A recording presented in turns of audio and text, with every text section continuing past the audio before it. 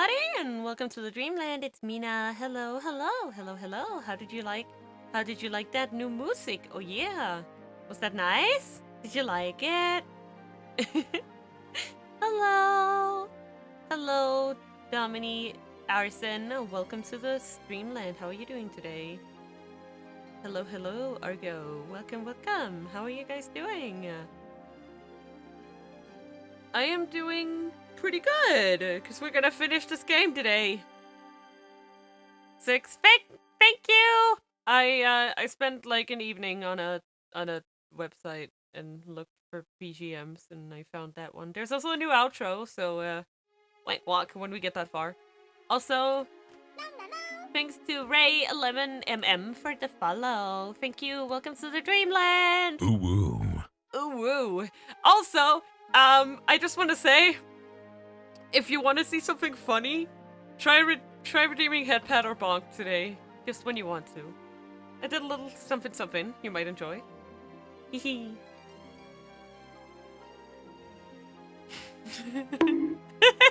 Look at that!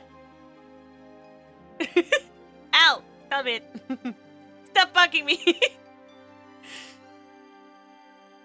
I finally figured out how to do that! Bruh.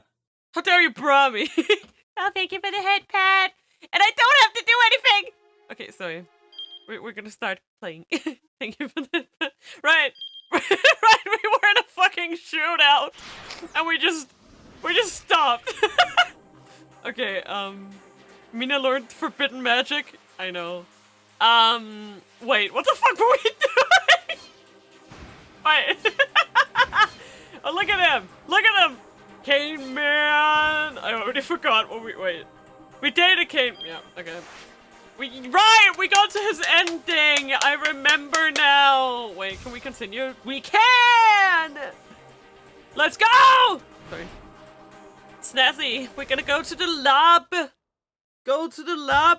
Oh, I'm sorry. By the way, let me know if my mic placement is fine. I moved it. Just like tell me if the sound is fucked. I'll do my best to fix it. Okay. The area around Dogensaka was in disarray. The government had declared a state of high alert and the people on the street were milling around uneasily, unsure just what was going on. Sorry, I'm just gonna move it a little. Okay. There we go. Now it's in the middle. I was bothered by its placement. Okay, there we go. The main roads had been blocked off and automobiles and motorcycles were at a standstill. Some vehicles had overturned on the curb in an apparent attempt to circumvent the blockade.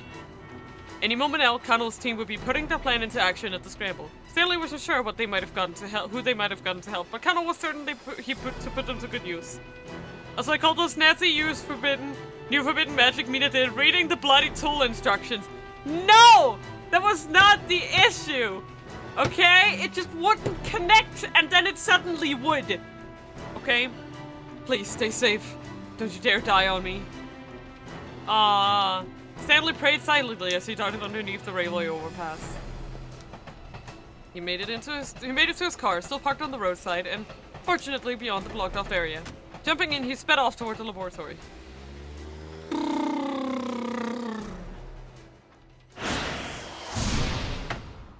Diddly doodle! We gotta keep it out to the...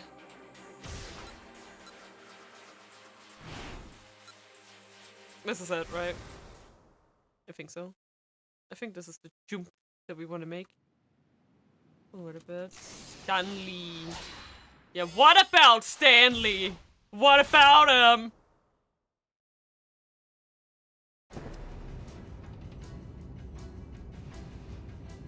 As he drove along, Stanley again tried to deduce Alfred's plan of action. If Alfred herself was on the way to the lab now, then what was the objective of the fake who'd been sent to the scramble?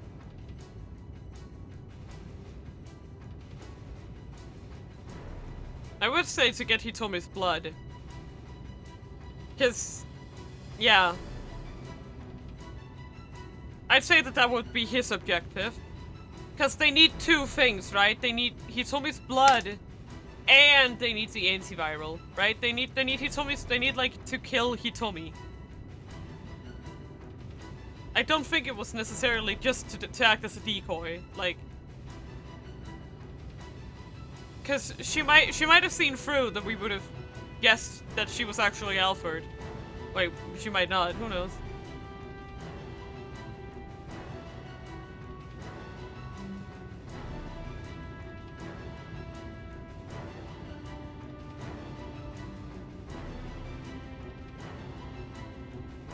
I don't know, man.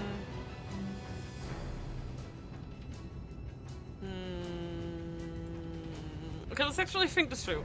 Indiscriminate terrorism makes no sense, because we already know the vials are fake. The vials are fake. No. Decoy. Well, because right now she seems to be behaving in a sort of, oh, they'll never figure out who I am. You know? So I think it's B. I think it's B. Final answer, B. Argo, please help me.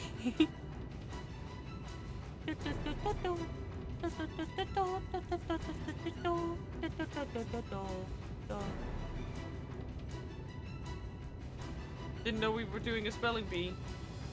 We are! Now tell me the answer!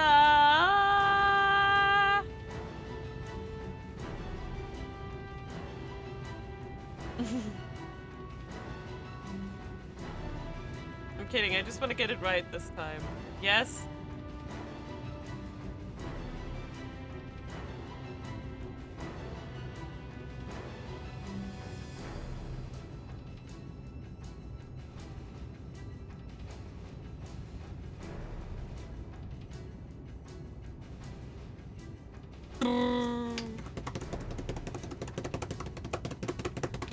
I did it.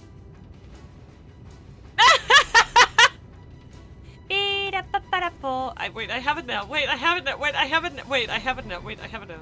Dibby dibby dip para para po. Pa para pa pira pa para po.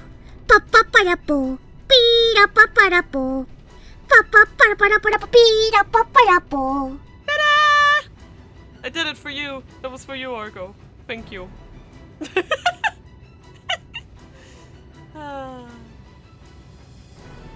That one was for you. Congratulations. Ba-da-ba-da-ba. Yeah, I did it. So good. He told me it's blood. Alfred still hadn't gotten her hands on that. That must be. Ah, stop bugging. No bug. I'm not bad. I'm a good pip. That must be why she proposed the exchange. No. Stanley sensed that he was jumping to the wrong conclusion. It was too easy, too obvious. Nothing was really as it seemed. He told me his blood wasn't the only means to obtain the antiviral. Alfred was on the way to the lab right now. So long as she was able to gain entry, she'd be able to get her hands on the antiviral there. Did that mean that the negotiations done at the Scramble were just a scheme for buying time? That didn't seem quite right. Aha! Stanley suddenly blurted aloud. He just realized what Alfred hoped to accomplish at the Scramble. Alfred had been careful to wipe out almost everyone she'd associated with in the past, and he told me it was the last one. Yeah, right. She needs to kill everyone there, including Hitomi, Kano, and Achi. I almost want to custom animate and use a bat you could draw as a I mean, I can draw you a bat. I'll do it. Have been unknown. It's unthinkable that she allowed this decoy, who almost certainly knew who she really was, to stay alive. Oh, right, and him as well. I'm dumb, right. But I was thinking, like, I guess, oh, right, I guess if they died at the Scramble, they just die thinking that Alfred was canon. I guess that's not really a problem, but yeah. Palmer needs to go. And since she told me he carried the antiviral in her body, Alfred likely wanted to get rid of her as well. In all likelihood, the terrorist mastermind was planning to steal the antiviral from the lab, but as long as some of it remained in Hitomi's bloodstream, she wouldn't have a monopoly on it. You can say Aya Kamiki is setting Shibuya on fire. Indeed! By arranging for Hitomi and the decoy to meet, she could eliminate them both at the same time. That's what the bomb was. It makes so much sense. That's what her objective was. The question was how. Beginning with her bombings in Chicago, Alfred had made the frequent use of remote controls explosives. It was likely that she'd opt for something similar here as well. But she wasn't going to be at the Scramble herself, so how in the world was she going to trigger the explosion? Was there some clue to be found in something she said or done earlier? Think. The phone number. Try to remember. Think! Try to remember. If he didn't do something, everyone at the scramble was probably gonna die. Then, as he desperately racked his brain, he remembered something Kano had said. It had been while they were at the scene of the minivan explosion together. He said he heard a cell phone ringtone at the time of the explosion. Not sure if that's significant, though. Stanley recalled the recent exchange between Alfred and Hitomi. The two had called each other's cell phones. Alfred hadn't really been checking to make sure she had the right number. He's been checking to make sure Hitomi hadn't changed her ringtone. That was it. The bomb was set to detonate in response to a specific piece of music. You're joking! That's insane! No! I hate that. No!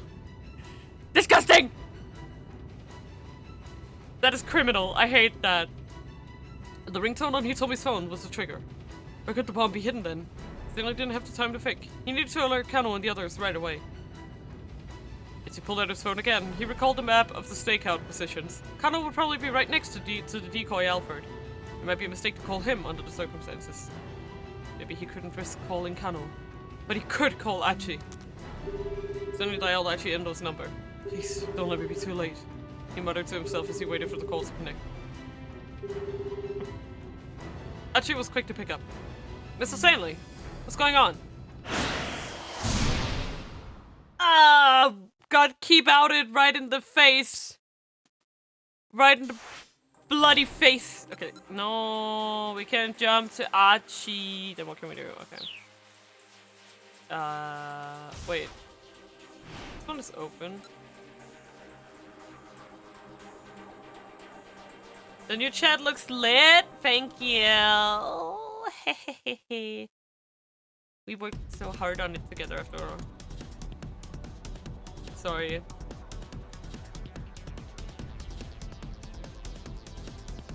I don't know. I guess. I love watching the scene over and over. It is kind of hype though. Ketchup.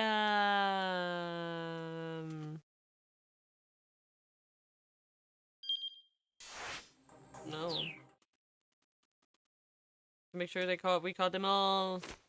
Woo! So yeah, I wonder if this is.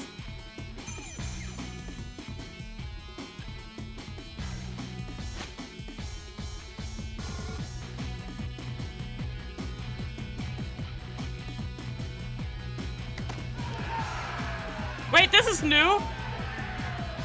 Nice catch! The game members broke into cheering and applause.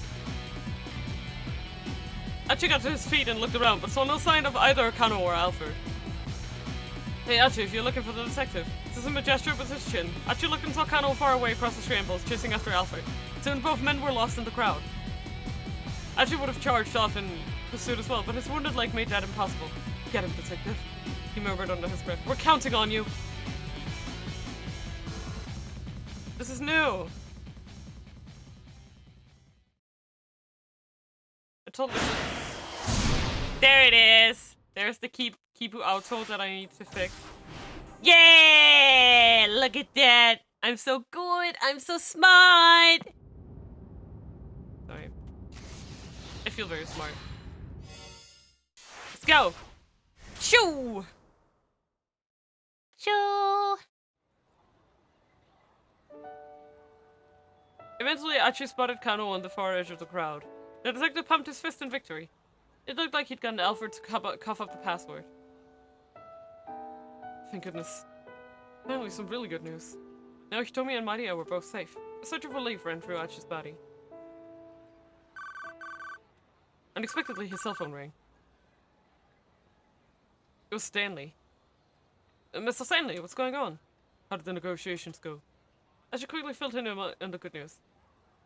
The detective called Alfred. He got him to give up the password, and I think he's called the folks at the lab. Does that mean the case is closed then? No, not yet. Right now, I needed to do exactly as I tell you. For a moment, Achi's head swam. Is this over yet?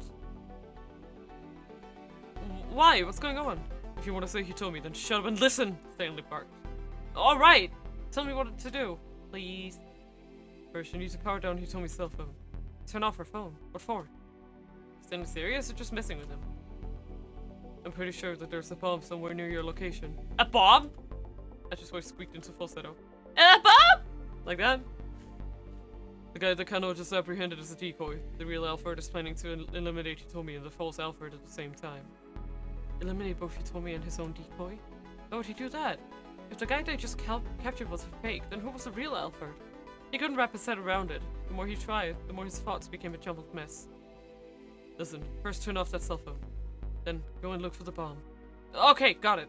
Right now he just needed to do what Stanley told him to do. He didn't have time to make sense of the situation. Hanging up, he called out to Hitomi. Hitomi, you have to turn off your cell phone. She stepped back at him, too confused to act. Look, just hurry up and do it. Right, okay. Pulling her phone from her pocket, she switched to power off. Then Achi turned in Kano's direction. Detective! He shouted. Kano was looking toward him, seemingly already aware that something was amiss. Detective! That's not the real Alfred! He's a fake! A fake? Kano looked understandably shocked. Yeah, I just got a call from Stanley. He said the real Alfred is planning to get rid of both Hitomi and the fake with some kind of bomb. Why did you yell that out? In a fucking pedestrian crossing! Man, what is the least smart thing you can shout out into a crowd of people? It's like bomb!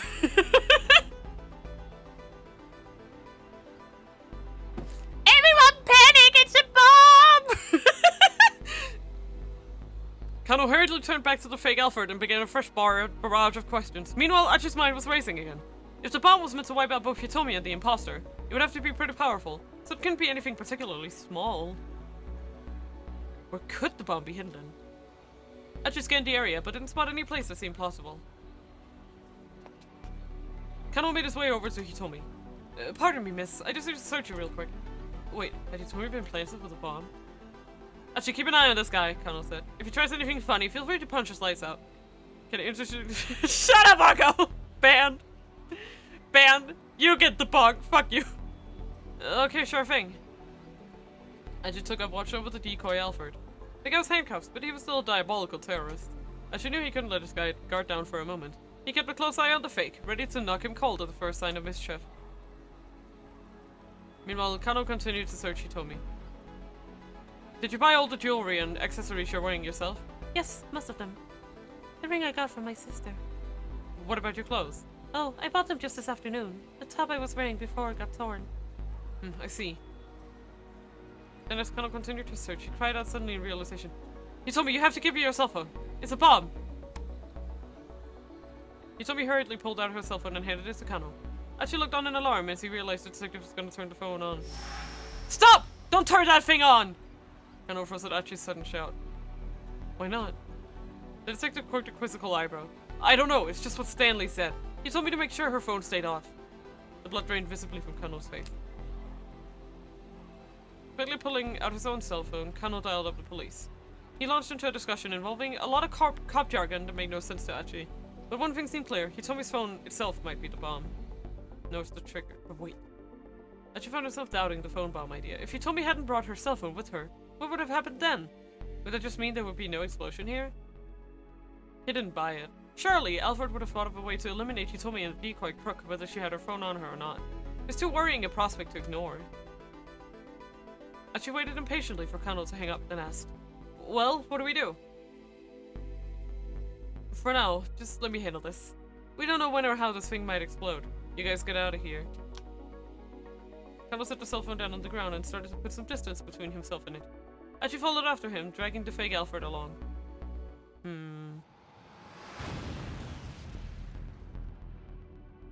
Suddenly there was a tremendous boom and a furious impact ripped through Achi's body. I knew it! Achi thought as he lay crumpled on the pavement. Hitomi's cell phone was powered off, so it couldn't have been the bomb. Something else must have exploded instead. It's the last thought Achi ever had. Yeah, Bad end. The bomb explodes. Okay. Stanley, what you doing?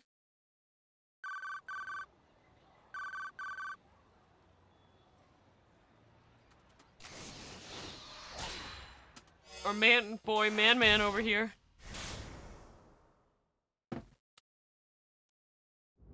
You just can't escape the booms! Yeah, indeed. He's still not gonna be too late, he muttered to himself as he waited for the call to connect. Archie was quick to pick it up. Mrs. Stanley, what's going on? How did the negotiation go? The detective called Alfred, Archie replied happily. He got him to give out the password, and I think he's called the folks at the lab. Does that mean the case is closed then? No, not yet. Right now I needed to do exactly as I tell you. There's a pause before Archie responded. Why? What's going on? If you want to say if you told me, then shut up and listen, Stanley snapped. Alright, tell me what to do. First, you need to power down Hitomi's cell phone. Turn off her phone, what for? I'm pretty sure that there's a bomb somewhere near your location. Stanley tried to keep his voice as calm and steady as possible. A bomb? Archie's voice squeaked into falsetto. The guy that Kano just apprehended is a decoy. The real Alfred is planning to eliminate Hitomi and the false Alfred at the same time. Stanley didn't have the time to explain that Kanan was Alfred. Besides, it was only confused the matter the more at this point. Listen, first turn off that cell phone, then go and look for the bomb. Okay, got it.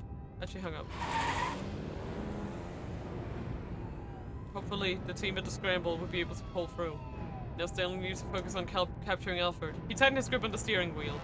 His emotions were coming far too strongly for him to keep them in check.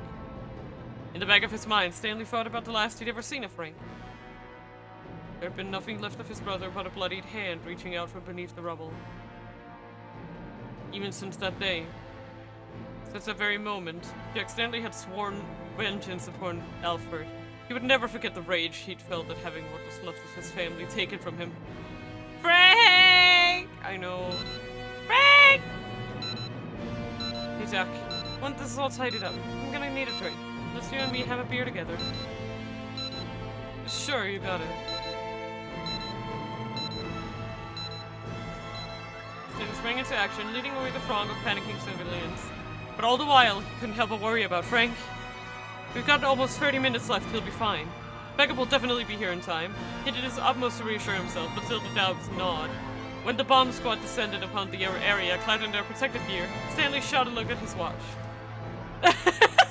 Okay, they do look a little funny. Look at him. Oh. That's a Danganronpa pose right there. Explosive ordnance disposal. Mogus. EOD suits, also commonly called bomb suits or blast suits, worn during bomb disposal operations to protect the wearer from the shock of a blast, from any hurled fragments that an explosion may produce. Such a suit is, however, wholly inadequate to protect the wearer from a large, powerful explosive, such as several hundred grams of C4 detonated at close range. He felt a strange surge of relief. Only about 15 minutes had passed. There was still plenty of time for them to deactivate the bomb with their liquid nitrogen. Thank God. Frank's gonna be alright. But he got no chance to relish in that thought.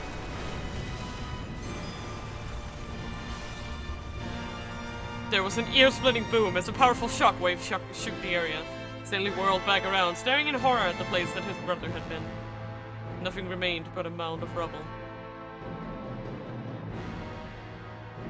A later investigation. Thank you for the headbands! A later investigation would reveal that the timer on the bomb's exterior had been a mere ruse. The explosive had never linked to a timer at all. Instead, it had been detonated via remote control.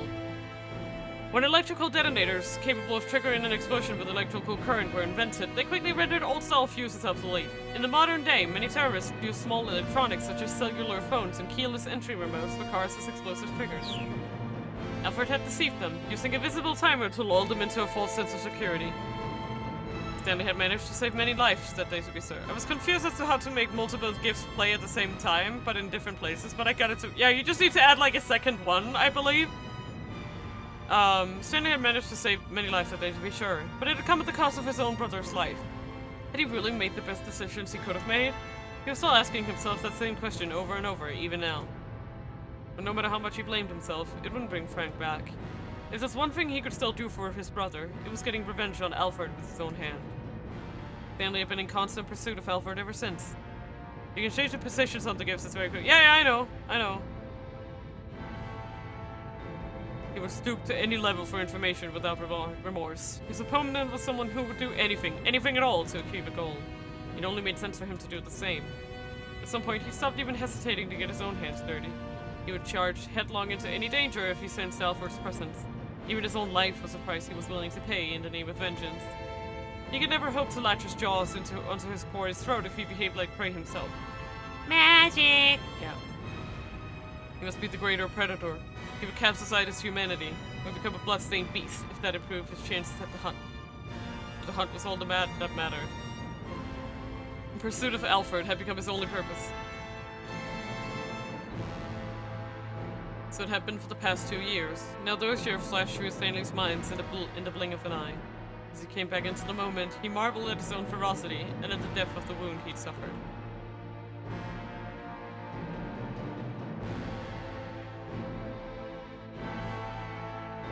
Yes, sir. Yes, Yes, sir. sir. Yes, yes, sir. Yes. I don't even know here. I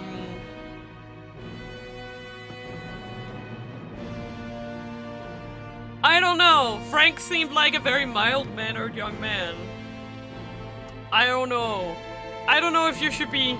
What is it? What is it that they say? Revenge is best served cold. I think he's in too deep right now. I don't think this is the right thing. No! Okay.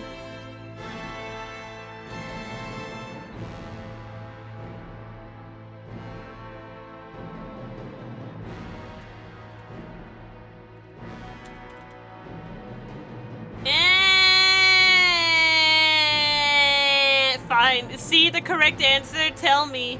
Mina gun. Mina gun. In your face.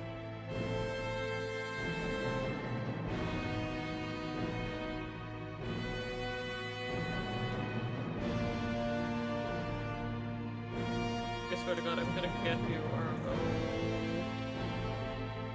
I'm gonna get you. Also, in the middle of this wonderful intermission, Happy Valentine's, everybody. I hope everyone who's doing VTuber prom is having a lot of fun. I don't do dates, so I'm staying home and playing video games, like I would do in real life. I know. I go, please tell me. Onegai shimasu.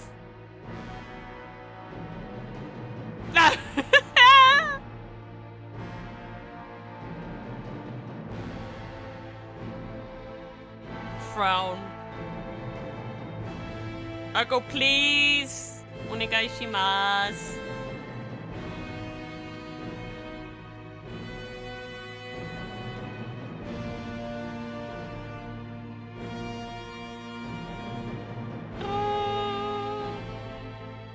What? No, it's Stanley, Argo. We've been We be Stanleying up in here. Sure. Fine. I'm gonna pick C if you don't shut up. Like, I will do it. I'm doing it! You did this to yourself. How the fuck would I know? You just said that my answers mattered before? If I do get my revenge, what will Frank think? When Stanley pictures his younger brother, it wasn't with a smile on his face. The realization gave him pause. In the end, killing Alfred wouldn't bring his brother back. That went without saying. But although he could see now that revenge wasn't a third goal, his heart still churned deep and dark with resentment. It's funny we waste so much time just for me to say it. Yes! You're so annoying! If you would just tell me!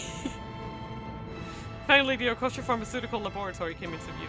There were two people standing outside the front gate. It was Tatsuno and the girl who was pretending to be Kanan. Each had a gun drawn on the other. Somehow, Stanley had made it in time.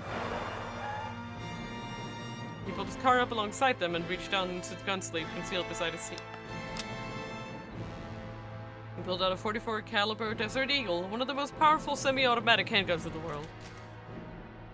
A semi-automatic handgun designed by Minnesota-based Magnum Research Inc. and manufactured by Israeli Weapon Industries. There are various models chambered for different rounds. The largest, the 50 caliber Action Express, is exceptionally powerful by semi-automatic handgun standards.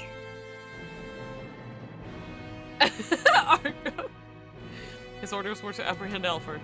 The smaller Glock in his shoulder holster might be better suited for that end. Even so, he opted for the Desert Eagle. Getting out of the car, he started pacing towards a young woman. Stanley. Tassino glanced over at him, his face pale. Stanley gave a silent nod and replied. He could see the hint of a smile in the girl's face. Probably a smile of overconfidence. Well, her bracing this would get her no further. I got in touch with the others, Stanley said. Told them to turn off Utomio's cell phone. You could see her eyes react. I imagine that by now they've also managed to deal with the bomb you planted on your decoy. The young woman remained silent. And of course, they've managed to bypass the lock inside the lab. You know what this means? Your little plan has failed completely. Stanley could see the girl stare sharply. He had chased Alfred all around the world, only to arrive here at last, in this little island nation. It had been a long, long journey. And he'd spent a long time suffering. Now, the journey and the suffering would be over. Yaw!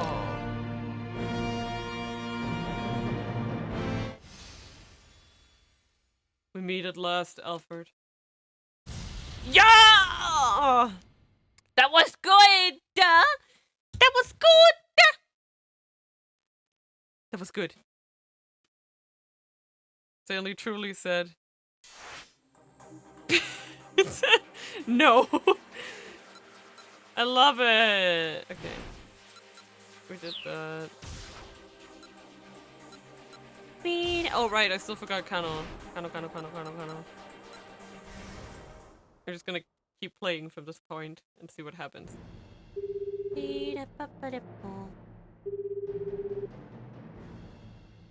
Pulling himself up, Kano dialed up Osawa. As he did, he recalled his last exchange with Stanley at the electronics shop. Looks like we'll be able to have the beer together after all. The phone rang several times before Osawa picked up. It's Kano. I have the password. Are you serious? Osawa blurted in shock. Here, let me give it to you. Are you ready? Yes! 59FBAI 4QL1. What? What? That's a lot of letters and numbers. What? That's just... I'm gonna write this shit down. I wanna see if I can make sense of it. 59 FBAI 4QL1.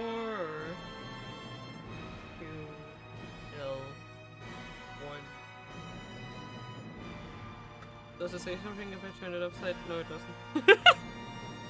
Sorry. As he passed along the alphanumeric sequence, Kano kept his eyes on Palmer. The man stared back at him with an expression of bitter defeat. There was a long silence on the other end of the phone.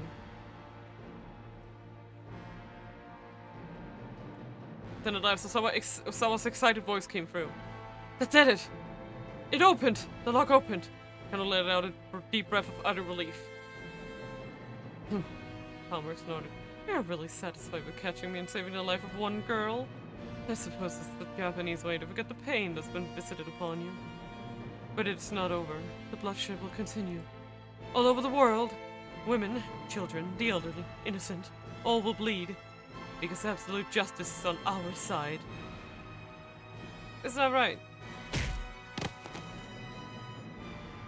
So, I'm here like saying stuff, and this guy just comes up and says 59FBAY4QL1, and I'm like,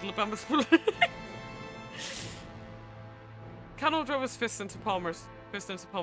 There's no such thing as absolute justice. It was that kind of blind faith that kept the world in conflict. Well, this sure is quite the mess. Kuse! Whirling around in surprise, Kano saw Kuse standing there. Director Kuse! He bowed his head apologetically. He may have apprehended the criminal mastermind, but only because he'd ignored a direct order to place Maria under quarantine. I'm sorry, sir, but I... Safety apology, Kuse interrupted. You're the one who solved the case. You're a good kid. Once again, Kano bowed, this time even more deeply. I can't believe Kuze is real. One more thing, Kano. Yes, sir. Sasayama's regained consciousness! I thought you'd like to know. Sasayama, they were able to save him? I got a call from the hospital. It's like he's gonna pull through. It's great! Really great news. Tears of relief piece together. Fortunately, the game where every side character appears is hype! Yeah! It's like they just, ah, man. I just love being a hype man, you know? And if Osawa was able to get the log at the lab open, he should also have been able to get Maria the Gensifier without any further difficulty. You don't even know half of it! Yeah. Kano dragged Palmer to his feet, then undid the handcuffs from his own wrist, using it to properly bind his captive. The metal ring snapped shut with a soft, satisfying click. Palmer limply hung his head. It's over. It's all finally over.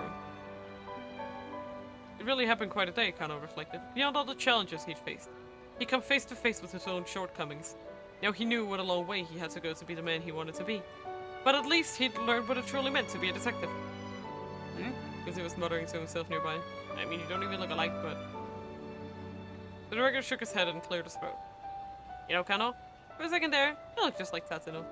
Really, sir? Kano smiled, fussing sheepishly with his hair. Ah. Kuze's words were the finest praise he could have asked for. It is. It is! Someday he hoped he really might be a detective like Tatsuno. No, he decided he would be. Yo, grab this cane! Complete your cosplay! And until then, he'd never give up on that dream. It might be a long, long road, but he would walk it. He would. Ah. Kano looked up into the sky. The neon lights of the city shone from all over. This is the same old Shibuya that it always was, but one that he looked at now with new eyes.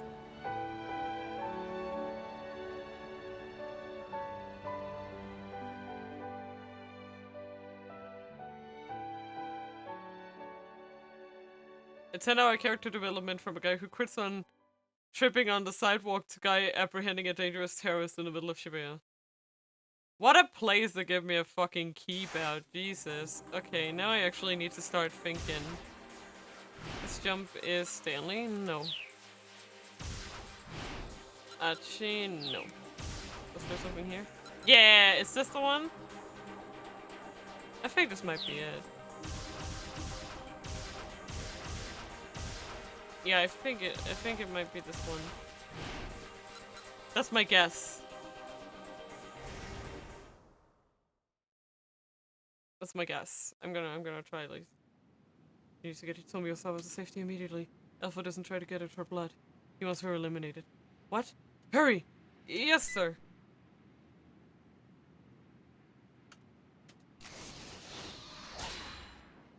Yeah, okay. That's the one.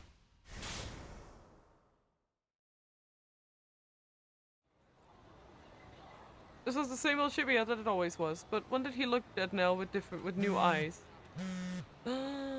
His cell phone rang.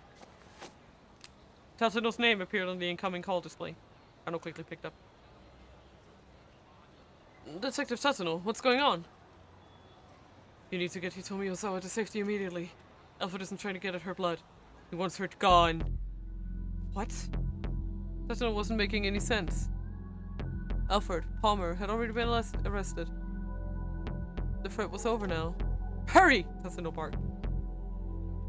Yes, sir! Detective! And she called out suddenly. He was standing with Hitomi and the others near the statue of Hachiko. Detective! That's not the real Alfred, he's a fake! A fake? Nani? Yeah, just got a call from Stanley. Kano didn't want to believe it. If this Alfred was just a decoy, then that meant the real culprit was elsewhere, still on the loose. And his voice rang with desperation. He said the real Alfred is planning to get rid of both Hitomi and the fake with some kind of bomb. To get rid of Hitomi? That lined up with what Tatsuno had just called to warn him about. It must be true then. Once again, Kano tensed. A bomb, but where? Give me the Explosive Ordnance Division, someone sparked.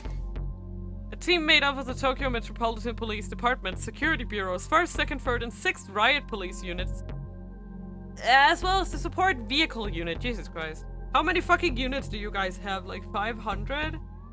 Do you need this many units? Could you not do, I don't know, with a little less? But they're like, no, we gotta be the absolute unit. Okay. As well as the support vehicle unit, division members are trained in explosive disposal. Typically, a dangerous explosive is frozen with liquid nitrogen, then moved away from the site via support vehicle. The bomb is then detonated in a safe location. Explosives are almost never dismantled on site. This is also fun, right? Because this is a thing that happens in movies a lot, where they stop the bomb, but that doesn't actually happen that often. We got an emergency here. It was Kusei practically screaming into his cell phone. We're the scramble outside the station! Hurry! The director started running toward the precinct, still shouting as he wove his way through the crowd. Kendall felt himself starting to panic. If Hitomi and Palmer were the targets, the bomb had to be nearby. He stormed over to his captive. Okay, where's the bomb? He demanded. What are you talking about?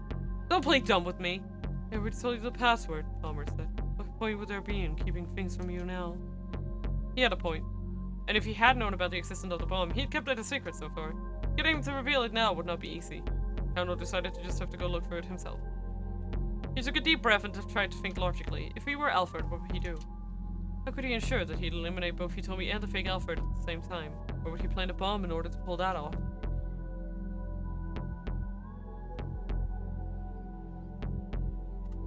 That's fun. See, in a minivan. It's gonna do it again. And again. And again. And again.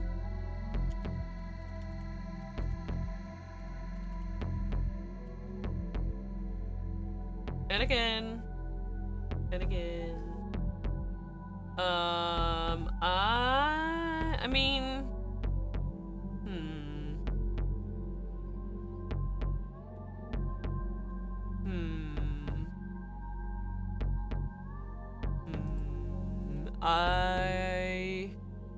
I mean, I genuinely think it might actually be in a minivan. Because, I mean, it's not on Hitomi, that's for sure. And they said it's kind of big, right? Like that it has to be a sizable bomb to... Like that it has to be a big boy? So...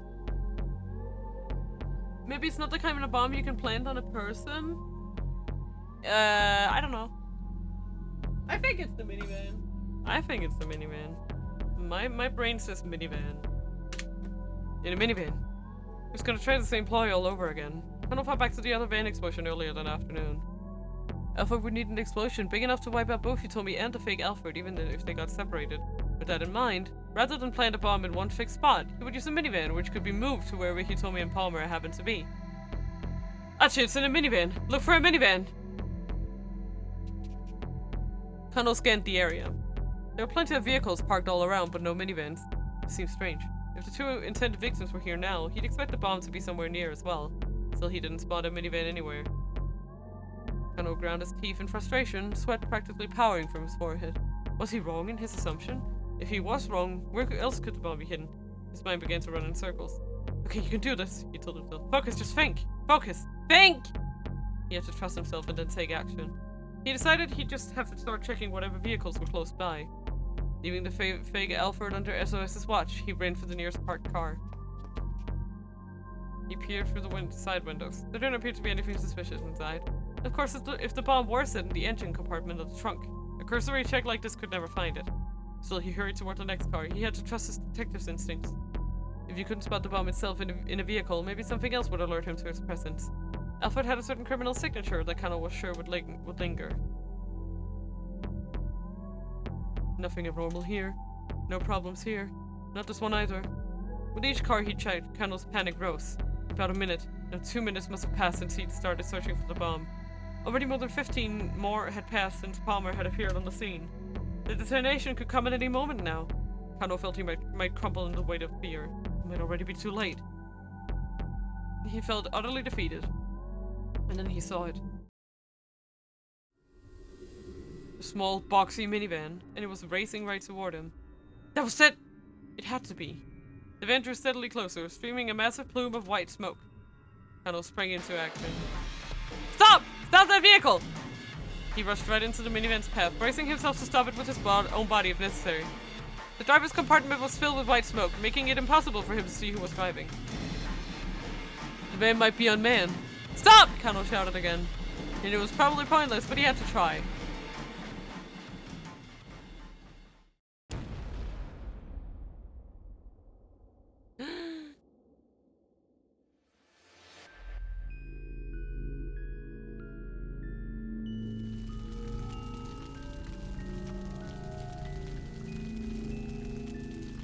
Kano whirled around. He could see countless bloodied bodies scattered across the pavement. What the hell had just happened? It wasn't the minivan that had exploded. The bomb must have been hidden someplace else. No. How? Kano crumpled to his knees. The minivan drove right on past him. Chilling breeze in its wake washed over him like the winds of despair. We need to use that van. It has liquid nitrogen in it! Well, dry ice. Something close. But the question is how? Oh! Huh. Okay.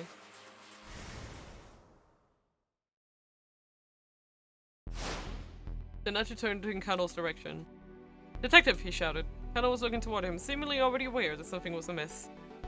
That's not the real Alfred, he's a fake. A fake? Kano looked understandably shocked. Yeah, I just got a call from Stanley. He said the real Alfred is planning to get rid of both Hitomi and the fake with some kind of bomb. Kano hurriedly turned back to the fake Alfred and began a fresh barrage of questions. Meanwhile, Ashi's mind was racing again. If the bomb was meant to wipe out both Hitomi and the imposter, it would have to be pretty powerful. There couldn't be anything particularly small.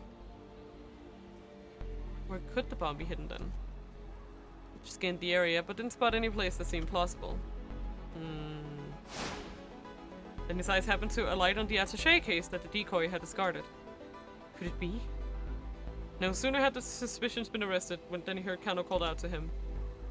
Actually, it's in a minivan! Look for a minivan! A minivan? Alfred was gonna use a minivan again? And he thought about it, Ashi realized it made a certain amount of sense. Hitomi had very nearly been killed by the other minivan that had exploded that afternoon. If Kanan hadn't happened to show up when she had, Hitomi probably wouldn't have survived that first bomb. Oh, wait, that also makes sense why Kana was there just in the nick of time, because she was the one who set the bomb, so like, she was like, ah. A lot of innocent people had been caught up in the blast as well. That's how big the explosion had been. If something like that happened again here, in the middle of the scramble, it wouldn't be so lucky a second time. If there were a minivan explosion here and now, Hitomi would be killed for sure. It would probably take out Susumu and the rest of the gang too, and even Achi himself. Anxiously, he took another look around. There were no minivans parked nearby though. He did spot several minivans along one of the roads leading away from the scramble. Kano was rushing around, expecting to be one vehicle after the other. Nobody move! Achi shouted to Hitomi and Susumu. There's a bomb planted in the car. Make sure you stay away from any vehicles. The others scurried worriedly around him. Everyone but Kano, who continued his mad rush in search of the bomb. Achi went to go join him, but Hitomi grabbed hold of his arm. Achi! She shook her head. But I have to— A fierce shout interrupted him. Let me go! I can't be here right now! Their captive, the decoy Alfred, suddenly in an uproar. He was sweating profusely and his face has gone ghost white. Look, just run! Get away from that thing! That thing?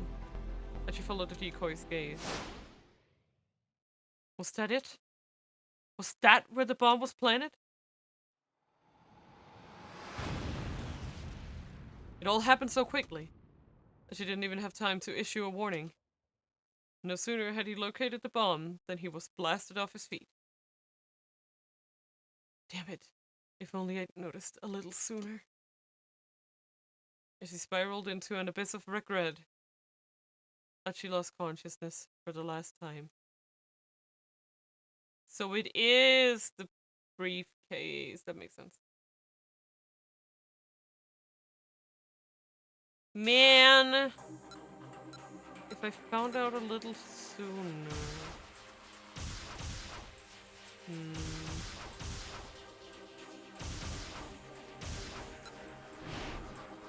Oh, okay, yeah, I think this is it. So it was planted on the fake.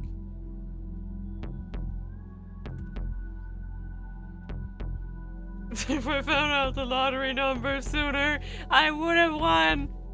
They planted it on the fake. On the fake? There was no other place you could possibly have planted it. Kano began to pat Palmer down carefully. Achi! He shouted. Check the case! Hurry! He gestured to the attaché case Palmer had been carrying. Don't move. Kano searched through his captive's jacket and the pockets of his pants, but he came up with nothing. Perhaps Alfred had fitted the bomb into the man's watch or belt? Stop this. I'm not carrying a bomb. Shut your mouth! But Kano couldn't spot anything suspicious about the watch or the belt either. He clenched his jaw in frustration. Did Palmer really have it after all? Detective! Yes, Achi, he looked alarmed. Kano hurried over to him, dragging Palmer along. Poor Achi in that end. He was about to check the case before then, and Kano had to be like, but what if minivans? When he looked inside the attaché case, Palmer's face went pale. No, it can't be. Alfred, why? His voice was hoarse with betrayal. Then he abruptly broke into stilted laughter.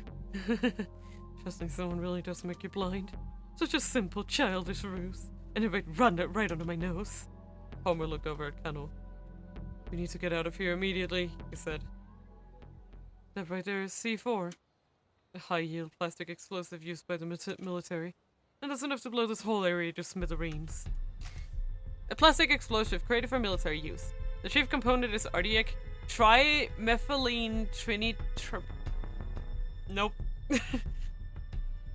Rook to H6! Which is combined with a plasticizer such as diacetyl sebacate. Is it highly reliable and is used by many military forces around the world, most notably the US Armed Forces. A chill ran up Kano's spine. Do not let this man go, he said. Handing Palmer over to System. Jesus! Why am I say, why am I yawning, but I didn't take a nap today. That's why I'm yawning. Got it, just leave it to us. System was signaled to his followers, who immediately dumped Palmer unceremoniously on the ground. Kano carefully inspected the inside of the attaché case. As she had found a false bottom in the case. The space beneath it was indeed packed full of plastic explosive. Filled within was what looked like a detonator. Kano didn't know much about bomb disposal. He'd only been taught the very basics during his police academy training. Nonetheless, something drew his eye. A microphone. There was a parabolic microphone attached to the detonator. In all likelihood, the detonator had been set to go off in response to some sort of sound. Hey, detective? Is that thing gonna explode or not? Ashi's voice was shaky.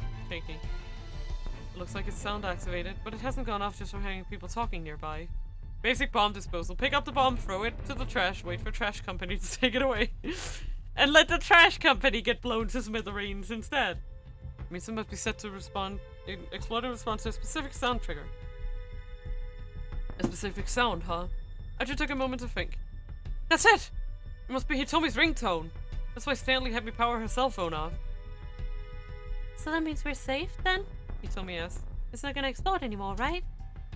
Kano had to fight back any feelings of relief. They couldn't forget that this is the Alfred they were dealing with. Assuming they were safe would be a dangerous mistake. Carefully lifting up the detonator, Kano spotted another cable connected to the bomb.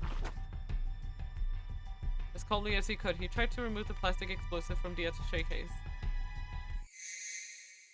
It had a timer all along. He quickly discovered that the thinly stretched sheet of plastic explosive was only an intermediate layer, concealing a second false bottom. A small timer had been set beneath it. It's not just a sound trigger. Yeah, it makes sense. Not 420, shaking my head. Kano's mouth had gone dry. His voice came out as a whisper. The bomb has also been fitted with a countdown timer. Stanley had been right on the mark. The ringtone of Hitomi's cell phone would trigger the explosion. That way Alfred could eliminate both her and his stooge, Palmer, at the same time. But just in case the sound trigger were discovered. As a backup, the bomb had also been rigged to explode after a set time. Kano speed dialed his boss. Director Kuse! Where's that bomb squad? 151, 150. Not even 2 minutes left to go. It didn't look like the explosive ordnance unit would make it in time. Kano scanned the area, weighing his options. He noticed Achi standing right beside the bomb case. Achi! He called out. Leave that thing and get out of here! But Achi didn't move. No way. He sat down, the attaché case cradled in his arms. Achi, what the hell are you doing? I'm not going anywhere until everyone's made it to safety. Detective, you need to get these people someplace safe right away. Clear the area first, then I'll go. There's no way I can do that! Damn it, don't you want to save these people too? Kano bit his lower lip in frustration. And she was right. If the bomb went off amidst a crowd like this, there was no telling how many casualties there'd be. He needed to do whatever he could as quickly as possible. Get back! Everybody, get back! Archie shouted at the top of his lungs. There's a bomb! Everyone get out of here! Just run! Following his lead, Kano started directing nearby civilians to safety. He told me Sisum and the others added their voices to his. There's a bomb! Everybody run! Get away as fast as you can! You all have to get out of here! The crowd wasn't listening to their warnings. On the contrary, some people hurried closer to see what the commotion was all about. There's no use. They were out of time. Kano had to save Archie at least. He turned back to him and called out. Archie, that's enough! Leave the bomb and let's go! Archie! He told me shouted, come on! But Archie only clutched the bomb more tightly. What are you doing? Kano screamed. Come with us, hurry! So Archie would not move. Suma's face went pale. Wait. Archie, your leg! What about my leg? Earlier, when you kicked that steel pipe. What the heck? Finally Kano understood. It wasn't that Archie didn't want to move. He couldn't move. And so he decided to get all heroic and use himself as a human shield to minimize the impact of the explosion on everybody else. If only Kirby was here to boil the bomb! Big mouth mode! That idiot, Kano muttered. If his leg was busted, why didn't he say so? How'd he even make it this far? There couldn't be much time left. If Kano rushed to help him now, he might not make it to safety before the bomb went off. He had to make a decision.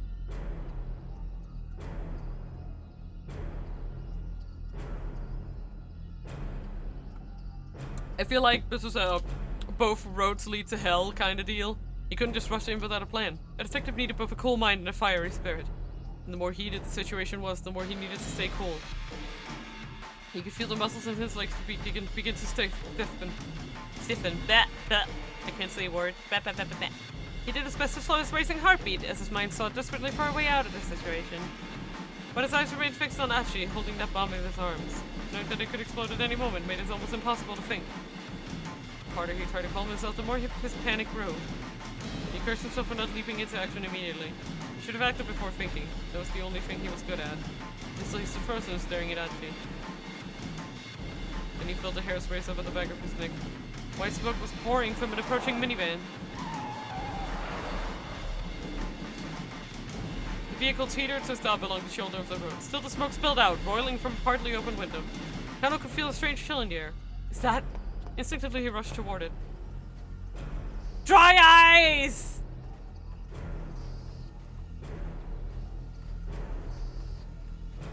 Peering through the minivan's windows, he saw a clunky box-shaped device in the back. It was rumbling fiercely, spitting out an unending mound of white clumps.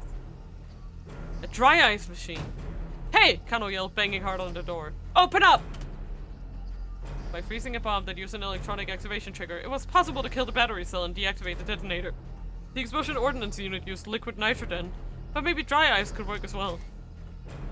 Nitrogen that has been cooled to a liquid state with a temperature below minus 95.8 degrees Celsius. It can be poured onto explosives to stop the function of components such as the battery cell for the detonator. However, in situations where the surrounding area can be safely secured, it's preferably to destroy the explosive via detonation rather than simply arrest its function. Carbon dioxide in its solid state. Because it evaporates at minus 79 degrees at standard atmospheric pressure, it must be kept refrigerated or it rapidly dissipates into mist. Thus it's used in smoke fog machines. The odds of dry ice being able to stop the detonator of a bomb are quite low. Battery cells do lose electromotive force in a sub-zero environment, but there's no guarantee that this is actually work. There are 3 men inside the vehicle. Kano shouted at the one in the driver's seat. I need to borrow that machine! Huh? The man replied in a lethargic drawl. No way, man. We haven't even paid this thing off yet. There's no time to explain or negotiate. Kano was just gonna have to take it by force. Hold it right there! Another man appeared suddenly in front of the vehicle. Push a fellow Kano had run into at the scene of the explosion. Minorika. You guys are with the Wandering Angels, fear true. Right! He went to tell them! Episode 6, the finale! The minivan carrying Tozuka, Bando, and Amo veered wildly through the streets of Shibuya, leaving a trail of white smoke in its wake. The trio, now definitely impaired by oxygen deprivation, came close to causing several accidents. Teetering on the brink of consciousness, they were still trying to reach Endo Electronics where they ran into Kano and his companions instead. After Kano takes the machine off of their hands, the three will happily head back to the theater, clean up, crack open some beers, and look back over one long crazy day. He pointed to the dry ice machine. That thing's defective! The guy from the electronics store say he'd refund your deposit! Oh, for real? Yeah, I told me to tell you that the machine has been recalled. We'll bring it back for you, so hurry up and open the door. Okay. The newcomer helped the free man unload the dry ice machine from the minivan. He then turned to Kano.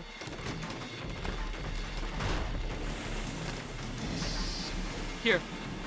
Hurry up and take it, he shouted. Right, thanks! Kano was sure what's going on. It's fine, we're fine! But he took the machine and ran, pushing it ahead of him across the pavement. Achie! He told me with tears in her eyes. The detective blew right past her, trailing billowing plume of white smoke in his wake. Please let me make it in time. Please let me make it in time. Please let me make it in time. Kano let loose a wild yell. He ran as fast as his leg would take him toward Achie and the bomb. And it's gonna be a keep out. Yeah. Wait. Wait. You absolute bitch ass. I'm sorry. It's fine. What is it? The whole gang is here? And Achie turned in Kano's direction. That's a fake, Alfred! He's fake! Ugly ass bitch! We begin a fresh barrage.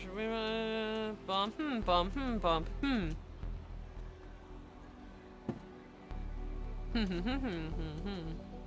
Wait a minute. Case! And his eyes happened to alight on the attaché case the decoy had discarded. Could it be? No sooner had his suspicions been aroused than he heard Kano called out to him. Achie, check the case! Hurry! Let's go to 20 to 21. That'd be fucking wild. He hurriedly opened up the attaché case and searched the interior. Can't believe we still have that. The only thing inside were pieces of medical equipment, tubes and syringes and the like. There's nothing that looked remotely like a bomb. Still, where else could the bomb possibly be hidden? Damn it. He had to find the explosive and soon. He took another hard look at the case. Flip it over or smash it? Flip. Oh, no, not that. That was not what I wanted to do. I hate that. No. I love it when I click. I want to flip it over. Obviously. God damn it. I do not think we should be smashing it. I'll flip it over. Achie lifted the attaché case up high and flipped it upside down. But as he was about to throw it, he heard a faint metallic sound. Quickly he lowered the case again. He was certain the noise had come from inside. Once more, he opened the case and looked inside. But still he saw nothing of note. He tossed the medical equipment aside and slowly tilted the case from side to side. Although it looked empty, there was a distinct sound of something metal sliding back and forth. Hold on, could it be? Achie tugged at the case inner lining, quickly tearing it free. When he looked behind it, his eyes went wide. A thin layer of something that resembled white clay had been affixed inside the cover of the case. Several wires connected it to a small electronic device. This was it. The bomb really was inside the attaché case. Here it is! He shouted to Kano. I found it! Kano hurried over, bringing his captive with him. There, Mr. Palmer, take a look. When he saw what was inside the attaché case, the fake Alfred went pale. No, can't be. Alfred, why? His voice was hoarse with betrayal. Then abruptly he broke into stilted laughter. Trusting someone really does make you blind. Such a simple, childish ruse, and it went right under my nose. The fake Alfred, Palmer, looked over at Kano. We need to get out of here immediately, he said. That right there is C4, a high-yield plastic explosive used by the military. And it's enough to blow this whole area to smithereens. Blow the whole area to smithereens? Achie picked her Shibuya reduced to a blasted ruin. The fake Alfred. I know, right? Meanwhile, Kano frantically began searching the inside of the attaché case. A microphone, Kano muttered. Hey, detective, is that thing gonna explode or not? Achie tried to fail to keep his voice from wavering. It looks like it's sound activated, but it hasn't gone off just from having people talking nearby. It means it must be set to explode in response to a specific sound trigger. A specific sound, huh? Now Achie understood Stanley's instruction. That's it! It must be Hitomi's ringtone. That's why Stanley had me power her cell phone up. So that means we're safe then? That means we're safe then, Hitomi asked. It's not gonna explode anymore, right? Maybe, but I wouldn't bet our lives on it. Kano continued his examination of the case. He carefully loosened the bomb and the cables, putting them away from the lid of the case. The sight made Achie's heart leap. Then Kano went stock still, as if caught in a hungry predator's gaze. It's not just a sound trigger. The detective's voice was a raspy whisper. bomb has also been fitted with a countdown timer. As you can see the timer now, it had been planted underneath the plastic explosive. The spot ran cold. Inspector Kuze, where's the bomb squad? Kano made a desperate call to the police. Archie picked up the attaché case and peered inside. The digital timer was steadily ticking down the seconds.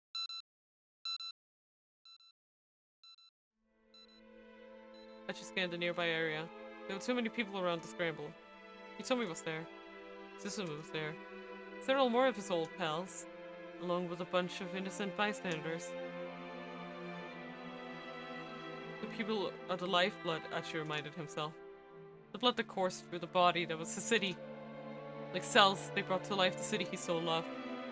And Archie wanted to be one of the red, or was it white? Blood cells of Shibuya. That joke being brought back at this point, man. Archie, Kano called out. Leave that thing and get out of here. No way. Archie sat down, cradling the case in his arms. Archie, what the hell are you doing? I'm not going anywhere until everyone's made it to safety. Detective, you need to get these people someplace safe right away. Clear the area first, and I'll go. There's no way I can do that. Damn it, you want to save these people? Archie snapped. Kano bit his lower lip. Hitomi wrapped her arms around Archie from behind. Archie, don't do this. Hitomi, you need to get out of here too. Why? Why are you acting so crazy? He blurred her words, and he could feel her trembling against him. Doesn't matter. Just get as far away as you can. No. No. I'm not leaving you. After the day they'd spent together, Archie knew full well that telling Hitomi something once wasn't enough to get her to listen. That stubbornness was one of the many things that made her so amazing in his eyes. Hitomi.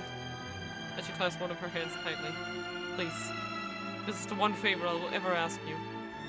His voice came out oddly soft and gentle. Alright, he told him. But let me just say one thing first. There's still so many things I want to talk to you about. So much more than I want to know about you. So please, Archie, don't you die on me. Don't worry. Once everyone's made it to safety, I'll clear out of here right away. He's lying. His leg is bugged. Hitomi squeezed his hand, then got up and silently hurried away. Susumu, you're an SOS, start getting people out of the area. You're probably wondering how I got in this place. Well, funny story, it all began 10 hours ago! Yeah, right. Susumu turned away and spurred the gang into motion. And for an instant, Archie's eyes met Kano's. Archie gave a tiny nod and looked down at the timer. 119, 118. Get back! Archie shouted at the top of his lungs. Everybody get back! There's a bomb! He held the attaché case tight against himself as he continued shouting. He ran, his voice raw, trying to warn the crowd away. Everyone get out of here! Just run!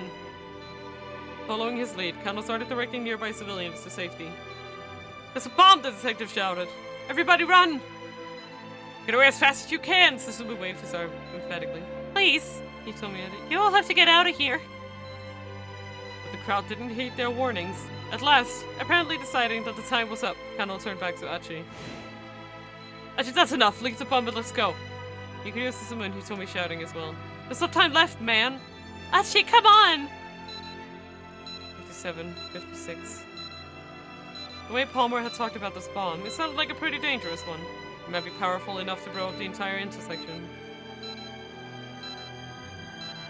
And there were still so many people nearby. There's no chance they'd be able to get to safety in the few dozen seconds that remained. Archie needed to minimize the force of the blast as much as possible. He cradled the bomb more tightly to his chest, huddling over it. What are you doing? Come with us! Hurry! Screamed Kano. Don't know how powerful this bomb is. Please, God, let my body be enough to protect the people of Shibuya. Oh no! I hate this bastard. I hate you, Archie. Shut up! And to protect Hitomi. No! Don't you dare! Don't you dare! Swear to God. I'm gonna get this bitch. Archie squeezed his eyes tightly shut. Sorry, isn't it? Looks like I won't be able to keep visiting you at the hospital anymore. You forgive me though, right? I stuck it through to the end. Just like you told me to. I didn't call it quits partway through. So whatever you do, you can't let that disease beat you. Don't you dare let it beat you. As you drew a deep breath as he finished his solitary little prayer. You couldn't have more than a few seconds left to go. God damn. Achi! Achi was he told. Oh no. He was glad that her voice was the last thing in this world he'd ever hear. Or so he thought. Achi, bring the bomb over here! That wasn't Hitomi's voice! Yes, time, I'm sorry. I didn't mean to. I just get caught up in the emotion of the moment, okay? I'm okay. As she opened his eyes, saw Kano racing toward him, pushing some big weird piece of machinery. The detective flipped open the machine's cover to reveal a huge mound of dry ice. Stick it in here! Flash racing the timer on to stop it. The music! Achi did as he was told, shoving the attaché case into the dry ice. Kano helped him pile more dry ice on top of it. Let's hope that's enough, Kano explained. He looked like a man desperate for a miracle. They could see the timer display through a gap in the frozen hydrogen, still counting down. Come on! Come on!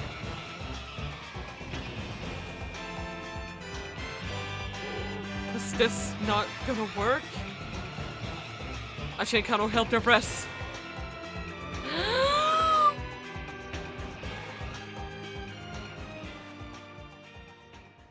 Oh boy!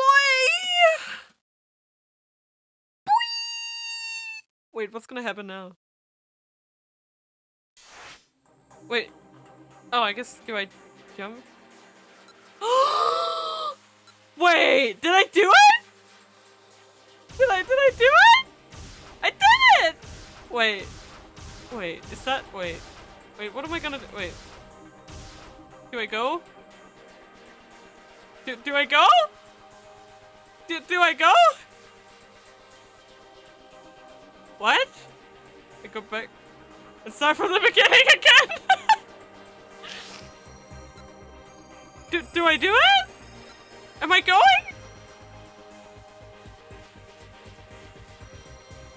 That's kind of cool.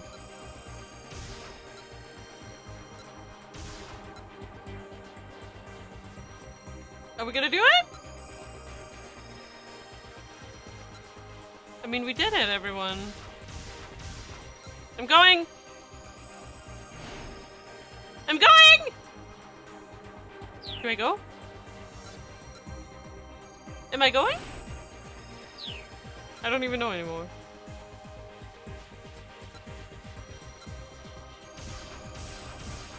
No, I'm old. No, you're confusing me.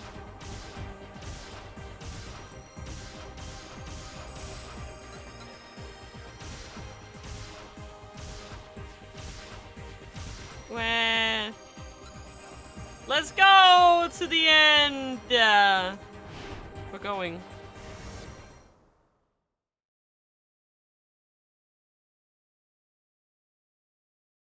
She felt a hand firmly clutching her own as she hastily returned to consciousness. Maria? His hand. Whose is it? My father? Aww. Maria's eyelids slowly drifted open. Maria, you're alright now. Father was indeed beside her, holding her hand. A surprising warmth radiated from his slender, bony palm. Dad? She was lying on a sofa. She craned her neck to look around, still trying to process what was going on. There were several monitors set up around the room. Where are we? In my laboratory. You're infected with the virus. But I've given you the antiviral. You don't have anything to worry about. He squeezed Maria's hand even more tightly. That hurts.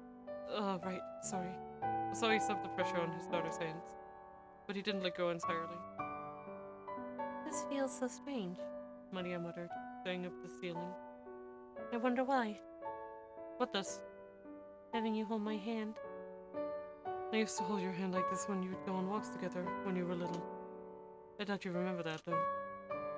Maria considered. It's true. She didn't have any clear memory of her father holding her hand like this. Yet the touch of her father's palm felt distantly familiar.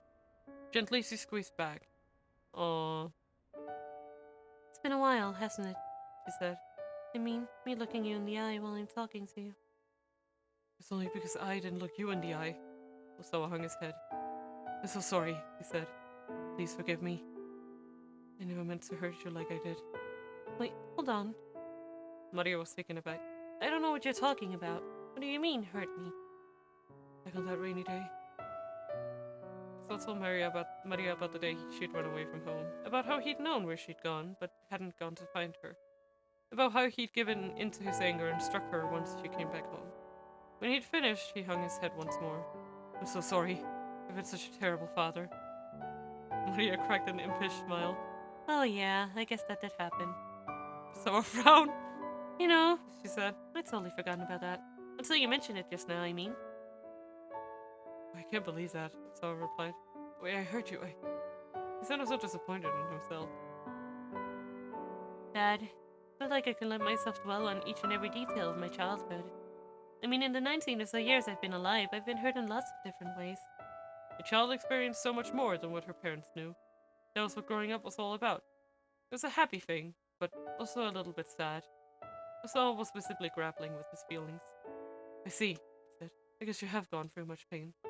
Well, yeah, but there have been more things that were fun and happy. I see. It's the sum of all those things that have made me who I am today, so please don't worry so much about the past. I see. Dad, you keep saying I see. Stop it! Sorry. It's just... It's so difficult to say.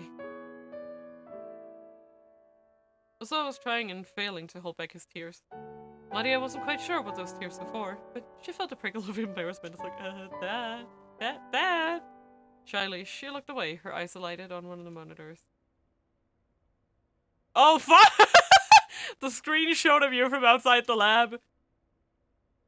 Where are those people? He asked, pointing. Someone looked and his eyes widened in shock. 3 people with guns were facing off with one another.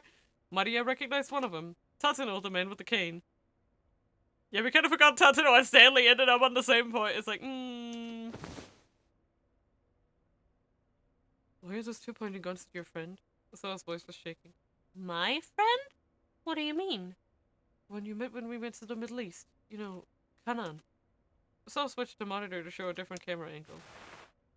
Close-up of the young woman's face appeared on screen. Maria was at a loss for words. It certainly was Kanan. It's the girl who'd come to tell Maria that he told me was going to be kidnapped. Kanan's friend.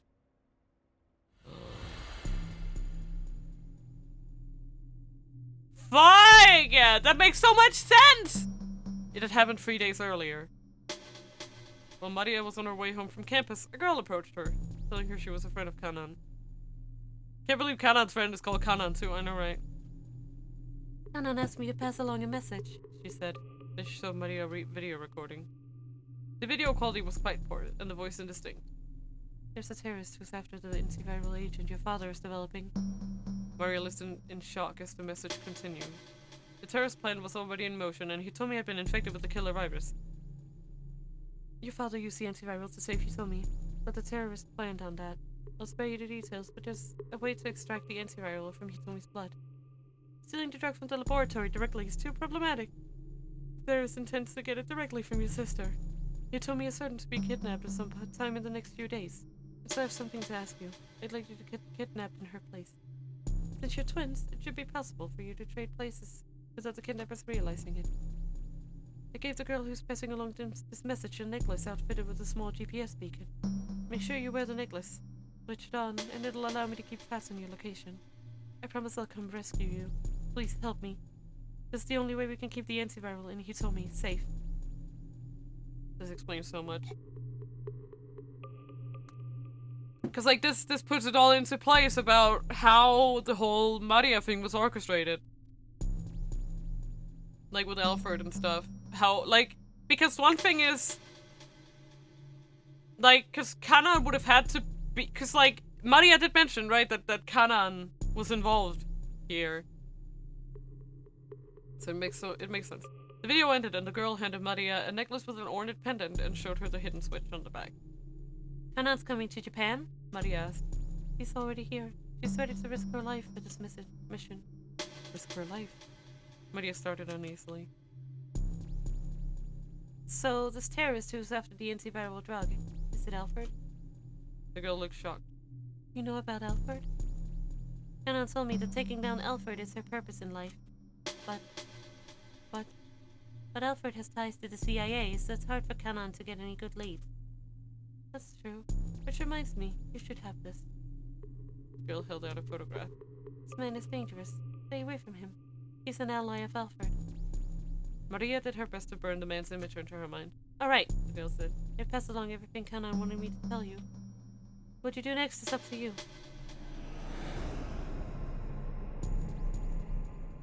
Like, this explains absolutely everything. So, wait! What the heck has been going on while I've been asleep? Asar recoiled from the ferocity on his daughter's face. The Kanan girl thought of a way to save you. He went on to explain the plan to get the antiviral out of the locked-down laboratory. Once again, Maria stared at the monitor.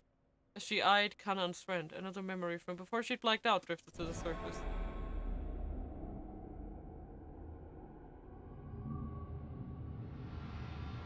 She actually remembers being drugged by Kanan. Suddenly it dawned on Maria what this girl was planning. She pretended to be Kanan in order to get into the lab, She said, scowling at the image in the monitor. Asal looked at the screen and then at his daughter's face. Well, who in the world is she? Maria already had the answer. Alfred. There's no doubt about it. That girl was Alfred. Like, right? Like for Maria, it's like, yes, there's like no other logical conclusion, right? It's Alfred! Elfie? What did you do in here, Elfie? I'm sorry. The instant she realized this, she knew they were in danger. If Alfred managed to infiltrate the lab, there was no way she'd be satisfied with simply getting her hands on the antiviral. She sowed to ruin everywhere she went. Is something wrong? So I asked uneasily. Maria, what is it? Maria's mind was racing. She spoke her thoughts out loud. She's gonna kill you so the drug can't be recreated. No, that's not for her enough. She's gonna destroy this whole facility. But how? Vague possibilities tumbled through her mind, but she couldn't be sure what the terrorist might be planning. She gritted her teeth in frustration.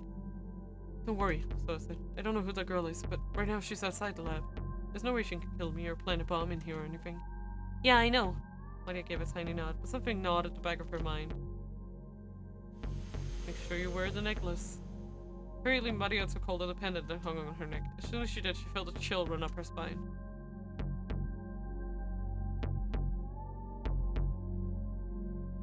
She went back over the details of Alfred's plan as her father had explained it. And then finally she understood. I'm the detonator. I've got it! Saw straightened up. You've got what? That was a high FPS image. I need to get out there where those three are. Don't be absurd. I have to go! So peered closely at his daughter's face. Words weren't gonna stop her, and as he realized that, his own face stiffened with determination. Alright, but I'm going with you. I can't let you rush into danger all by yourself. Can we call Maria-sama again? No! Thank you, Dad. Maria tried to get up from the sofa, but she was struck by a wave of vertigo, and her knees buckled. Are you alright? Asal caught her by the arm. It's probably a side effect of the antiviral. You shouldn't push yourself too much. Maria looked up at her father's anxious face and shook her head. Don't worry, I'll be okay.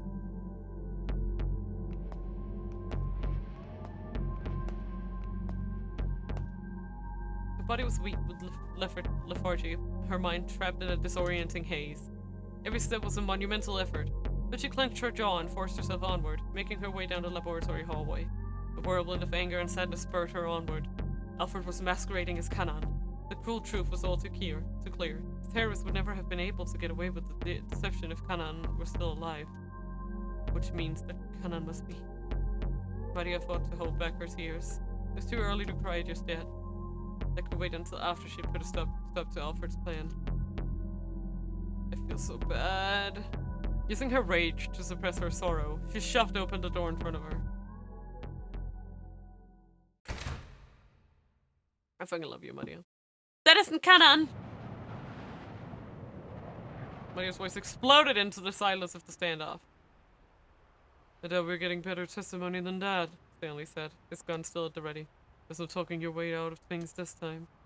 The expression on Alfred's face didn't change. We know Maria, G says. Why did you think we understand? I know, right? It's like, yeah. She's just still a mannequin without a soul. What did you do to Kanan? Maria demanded, marching unsteadily toward the terrorist. Maria, stay back! Sawa exclaimed. She ignored him. Hey, don't get any closer, Tatsuno barked. He looked exhausted, on the verge of collapse. Answer me! Maria cried, still advancing. What happened to Kanan? But still Alfred said nothing. Stanley too began edging toward her. It doesn't matter what you ask, he said. She won't tell you anything. Bit by bit he inched closer. He was going to try and take her down.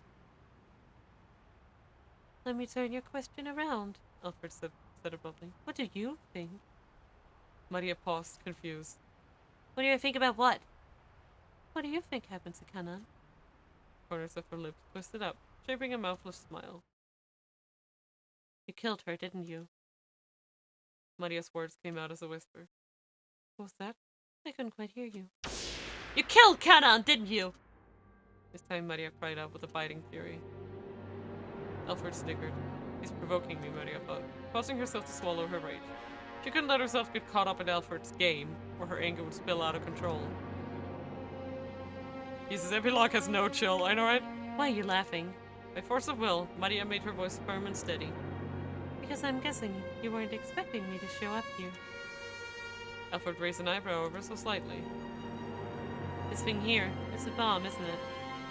Maria held out the necklace. What? Stanley furrowed his brow. Of course. Even if we managed to catch you here, you'd still be able to destroy the lab. Still the smile remained on Alfred's face. She seemed to enjoy watching the others figure out her intentions. But you can't trigger the bomb with me standing this close to you, can you? Maria locked eyes with Alfred.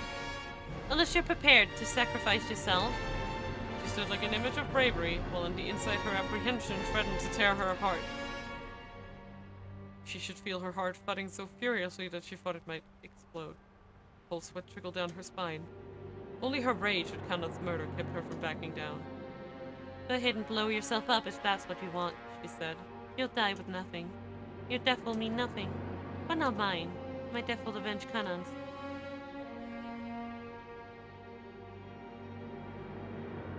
Silence fell outside the laboratory gates. Stanley and Tatsuno stood frozen, their guns still trained on Alfred. Both men were ready to pull the trigger at the slightest provocation. Just how long had they been there, staring at one another down? The passage of time seemed so slow, seconds drawn into hours. Sawa swallowed audibly. Finally, Alfred tossed her gun onto the pavement and held up both hands in surrender. Stanley wasted no time, springing forward to secure her. He gave her a thorough pat-down from behind. He removed a small device that looked like a detonator from one of her pockets. On your knees! Alfred did as she was told. Good. Now hands behind your head. Try anything funny and I will shoot. Without a word, Alfred placed her hands on the back of her head. Oh, sorry. I forgot about it. Fingers laced together. What are you playing at? Stanley ground disdainfully. Finally realized you can only push your luck so far? She responded with a faint snicker. It's not my policy to resist when things are hopeless. Her tone was detached, her intentions unreadable. Good. I'll make this easy. Stanley kept the barrel of his gun pointed at Alfred's head. So this means in Tama's bad incident happened before she got the pendant back, there was a bomb left to just chill out in the shop indefinitely? Jesus Christ, I never thought about that! Wow, yeah, I guess. This is for my brother. The words hung in his throat, unspoken. A surge of emotion coursed through him. There's a tiny bit more pressure from his index finger, and he could put a bullet right through Alfred's head. His long journey would finally reach its conclusion. But although he had wished for this moment more than anything, his finger did not move. If he pulled the trigger now, would that truly be the end? His mind reeled at the implications. Tatsuno watched Stanley closely, eventually letting out a tiny sigh of relief. They were in this together after all. Now they just needed to be careful not to let down their guard. He kept one eye on Alfred as he went to pick up the gun she discarded. He was too late. The gun was gone. This is for Kanan! Maria had lunged forward, snatching up the gun. Maria, no! Sawa cried. What are you thinking? She ignored her father, taking aim at Alfred's forehead. Kanan's dead. And you're gonna pay. The smoldering rage she'd fought to hold back blazed up with renewed fury. Maria, Stanley said calmly. put down the gun. He had nothing but words to stop her. There's no telling what Alfred might do if he took his gun off of her. What will this accomplish? He asked, keeping his tone as level as possible. Maria's face remained awash with anger. Maria! Her father pleaded. Please don't do this! Cousin took a step forward. Go on, hand me the gun, he said. Stay back! Maria's arm trembled as she aimed the gun. Everyone stood frozen, not even daring to breathe. The slightest wrong move might bring disaster. The silence roared. I don't care. Alfred sneered. If you want to shoot, then shoot. You do want to avenge Kanan, don't you? Yes. Yes, I do.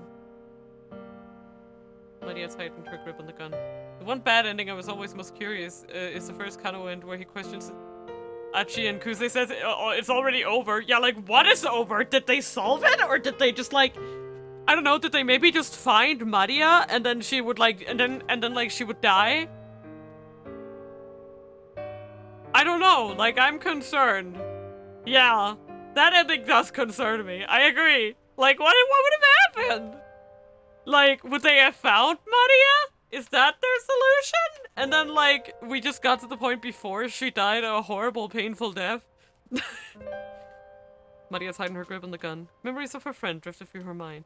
To Maria, born into peace, meeting Kanan had been like touching a world beyond her own. A far more complicated world. Kanan had blood on her hands from the time she was a little girl. A walking contradiction of cruelty and childishness. And yet, she'd lived her life according to her own unshakable beliefs. Meeting her had made Maria think hard about her own identity. What did it mean to be Japanese? No, that wasn't the question. What did it mean to be Maria Ozawa? That was the crux of it all. They'd been able to find common ground, despite differing ideals, because both possessed an unshakable sense of self. The tense equilibrium came crashing down as Maria let out a shout. This is for Kanan! He pulled the trigger, but his shot went wide, shattering the window of a nearby car. The sudden gunshot caught Stanley off guard. Alfred didn't miss her opening. She rolled swiftly across the pavement, drawing the small pistol she'd hidden in an ankle holster. Maria hastily tried to aim for a second shot.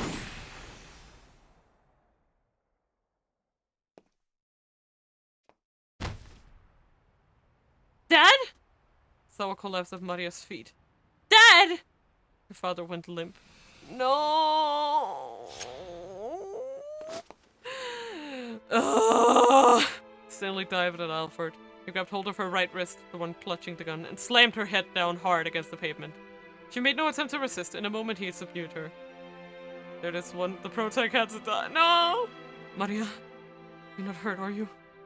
Sawa crowed feebly as his daughter gathered him up in her arms. I'm fine, but Dad, you're... Blood was gushing through Osawa's shirt. Maria pressed her hands against the wound, but the bleeding wouldn't stop. Look, just hurry. Get here as fast as you can. Totsuno was on the cell phone, calling for an ambulance. And no, there's a traffic jam. Just figure something out, please. His voice was racked with desperation. Oh. Damn. Dad, hang in there. Please, no. Why? Large tears streamed from Maria's eyes. This is what it's like. No! Don't you dare. Don't you fucking dare. Sawa lay with his head at her daughter's lap, struggling to rasp out his words. My body just reacted before I had any time to think. Finally understand what a virus must feel like. Fuck you! Fuck you for bringing this up! His eyes were hollow. I never told you, and he told me, did I? About what started my fascination with virus research. Dad, try not to talk right now. Maria squeezed her father's hand, almost imperceptibly he squeezed back. Probably is a very interesting story, he said. But I'd like for you both to hear it anyway. I know. We will. After this, I promise we will. Maria's words brought a contented smile to Osawa's face. I'm glad. So glad. It's alright, just don't talk right now. This time, at least, I was there for you. Fuck this man! Don't he dare die on me now, no! Osawa slowly shut his eyes. Dad? Maria said, but her father didn't answer. Dad, don't die! You can't die! The sound of ambulance sirens wailed in the distance. Maria clutched her father's hand, trying to make her grip firm and reassuring, just as his had been for her back inside the laboratory. Madden, oh wait, I know! Please, don't die. She repeated the words inwardly, over and over and over. God damn it! I hate this. I hate this game. I deserve compensation. A black car of foreign make arrived at the laboratory and pulled up to the curb. Stanley Superior, oh there he is. He has a face, he's real. Gordon real. Gordon is real, guys! Stanley Superior Gordon emerged from the back. A few of his men followed and promptly placed Alfred in handcuffs. Well done, Gordon said. Stanley gave him a slight nod. I'll be taking Alfred back to headquarters. You can finish up here. Understood, sir. Maybe sure to not Zordon. Gordon shoved Alfred into the back seat and slid in alongside her, and the car drove off. Oh my god. Who was that just now? Doesn't know, Stanley. My boss. Sorry, but we'll be taking Alfred into custody. You will, huh? President frowned, but decided not to press the point.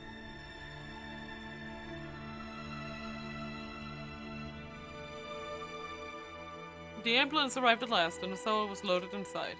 Maria remained at his side, still weeping, still softly calling out to him.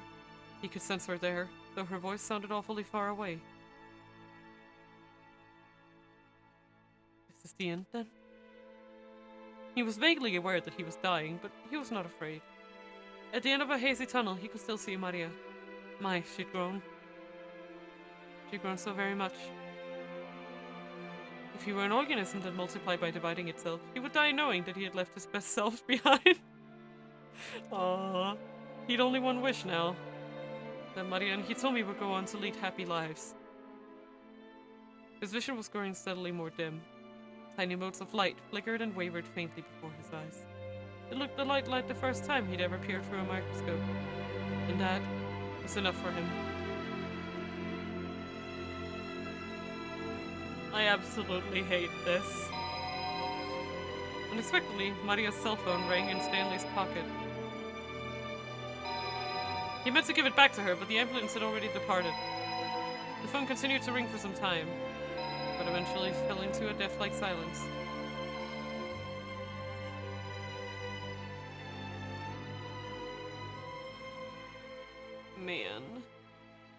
Man. I'm feeling so many things right now. 02. Achi held his breath. He could no longer feel the seconds ticking by. The numbers on the display were changing more and more slowly, but still he watched in fear. 02. It's impossible not to fixate on the countdown. 02, 02, 02. Kanonachi continued to stare at the timer. 02. It had stopped. The timer had actually stopped. We did it! We did it! Guys! Woo! Achi dropped to his knees with a cry of triumph. The rest of Shibuya Scramble burst into cheers. You won reckless guy, you know that? Kano held his hand out. Achi grinned up at him. That makes two of us. The two clasped hands firmly, their handshake conveying more than any words could have. Achi! Achi! Suzumu came rushing over. You did it, man! And you could do it. Two bumped fists. Oh, it were just me, Achi said. Could never have done it without your guys' help. Suzumu smiled bashfully. Hey, Suzumu, take care of us the West for me. You got it. And that... that plot point got fixed up, too! Ugh. Yeah? Kano proceeds to take Achi for 8-hour questioning, just as a fun little cadoodle, you know? Suzumu looked him squarely in the eye. Achi gave a little nod and the two solemnly bumped fists again. Suddenly there was a blinding flash. I just spun around to see Chiaki standing there, beaming happily, her digital camera ready for another shot. It's our boy! He's still here! That Takami ass is still here. He's just been here the whole time. It's been like 5 hours. It's been 5 hours. That's so great. Hey, everyone gather up! Minotikawa called out to Achi and his pals. You guys are the heroes of Shibuya. Photo time, everyone! Get ready! The young men struck a pose together. Wait, her too! Minorikawa ushered Hitomi over to say with Hachi. Hitomi. I just stared at her shyly. It's all thanks to Hitomi that he'd been able to do what he'd done. Byakuya can't contain his disgust! I know. He's still here though! Keeping Shibuya safe. Keeping his promise to Susanoo. Hitomi had been his inspiration for it all. There were so many things he wanted to say, but he couldn't get the right words out. Oh, look at her! She's so sweet! I love her. Hachi, Hitomi's cheek would damp with tears. Oh, she's so cute! Hey now, little lady! Minorikawa called. No crying now! Come on, show us a smile. He struck a goofy pose beside Chiaki. At last the smile returned to Hitomi's face. Ah, I know! I can't either. I am not processing this. It really is the best. Hitomi looked up at Hachi and confused me. Your smile, he said. It's the best. I don't care what anyone else says. He spoke so earnestly that Hitomi couldn't help but smile even more. Okay, here we go, people! He's still there! Get your best faces on! And Minorikawa's signal, everyone let out a joyous victory cry. Look at him! I love him, Sakami. I love that picture! It also looks like it was taken with an it definitely was taken with an instant camera too. That's so good. Yeah, that was taken with that was taken with an instant camera. You can tell. You can tell! You can tell! It's so good! Come on, guys! Suzume shouted. Let's lift that up where everyone can see him! The members of the first voice let out another roar. Huh? No, you're not gonna do that, guys. Hey, cut it out! But Hachi had already been swallowed by the enthusiastic throng. Oh my god! They're in the middle of the scramble. Hachi was being hailed as a hero. Kano looked on with a satisfied smile. What they'd achieved together was nothing less than a miracle. It's taken a lot of luck, and a lot of replaying, and more than a few coincidences, and a lot of replaying, for them to stop the bomb. Coincidences? Kano muttered to himself. No, that wasn't right. There's something different altogether. Fate, that's what it was. And not just one person's fate. The destinies of several people had collided, gathering momentum until coincidence became inevitability, and Shibuya was saved. The raucous crowd tossed Hachi high into the air again and again. As a plainclothes detective, Kano would probably never be showered with adulation quite like that. Well, that's alright. A detective's duty was to ensure the safety of the people. He didn't put his life on the line so that he could be a hero. Just seeing all those smiles, that was good enough for him. That's why I have them from the host club. Don't worry about it! Kano needed the approval of one person, and that was Rumi. Rumi, I hope she managed to get out of Shibuya okay. Suddenly worried, Kano pulled out his cell phone. There were a whole bunch of things he wanted to tell her. He couldn't share the whole story. Police rules wouldn't allow it, but he wanted to let her know as much as he could. Who the F is Rumi? Stanley! The kidnapping case had been resolved safely, for instance. That he had learned about the tortured past of the detective he so admired. That his partner was gonna pull through. That he'd managed to finally talk to her father. That he put his life on the line to save Shibuya from danger. Man, or boy, Kano wo. Rumi would listen quietly to the very end. And then, Kano thought he knew just what she'd say. Short and sweet. In that gentle voice of hers. Good job. Aww.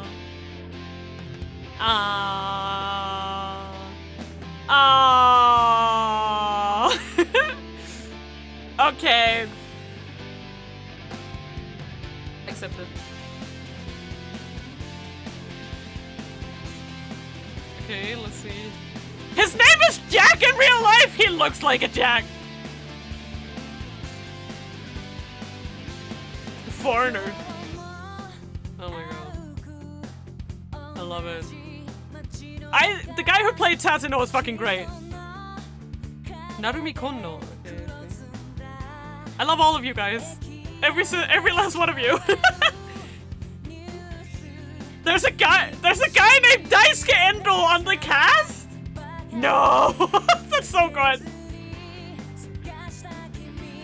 I mean, they did say it was a common last name, right? Also, whoever played Hana, Saya Sawaragi, she was great. I love her.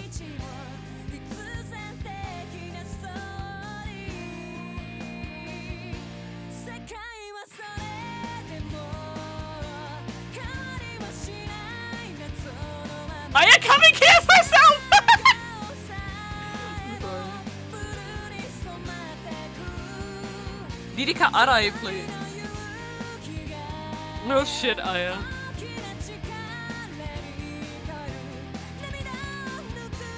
I'm feeling so many things right now. Like everyone was so well cast. Like that's the only thing I can think of. Ah, Kajimara. Yeah, and then the credits explode, and it's like we all died that day.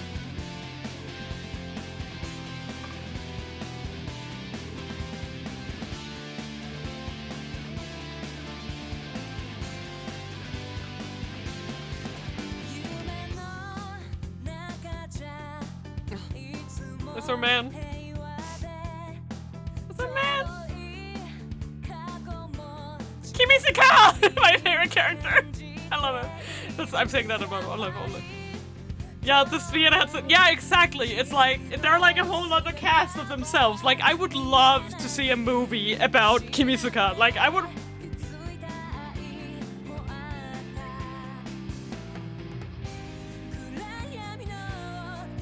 A lot of people came together to work on this, but...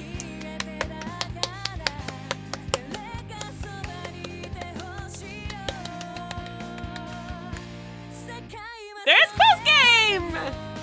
Including... ramping up the bad endings.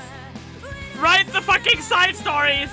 Alko spoiled this to me a little bit, because he was just too excited, I guess. There are side stories! If you get all the bad endings.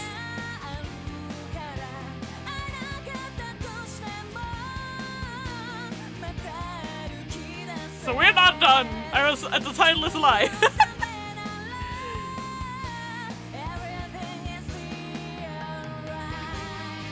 I'm kidding. I fucking love this thing. Banana! Ah! Yeah.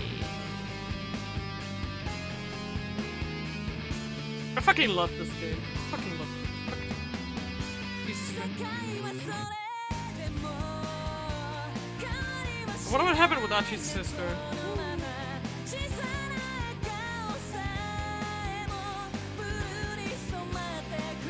Wait, are you okay, Arko?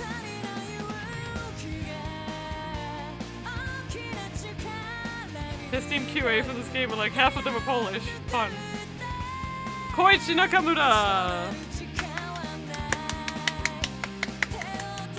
Jiro Ishii, congratulations. Thank you. Thank you. 14 years, it still holds up. Is this our man? Gordon and Alfred sat in the backseat as the car sped along the highway. Here. Gordon tossed the handcuff key onto the seat beside. I knew this! What happened down at the scramble? Alfred asked, picking up the key and unlocking her cuffs. Leland Palmer was arrested by the Japanese police, and the bomb in the attaché case was defused, apparently. Still, Palmer shouldn't pose a problem once you get him into CIA custody. I see. Much obliged. Really got yourself backed into a corner though, didn't you? Gordon said. Yeah, I was only able to accomplish half of what I intended. Half? Alfred produced a vial from her pocket. Oh no!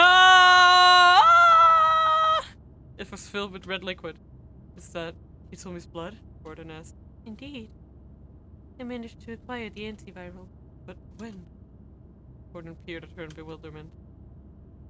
When I blew up the minivan. Yeah, I was thinking about that, actually. In the dim light of the vehicle, Alfred's eyes shone darkly like those of a wounded animal.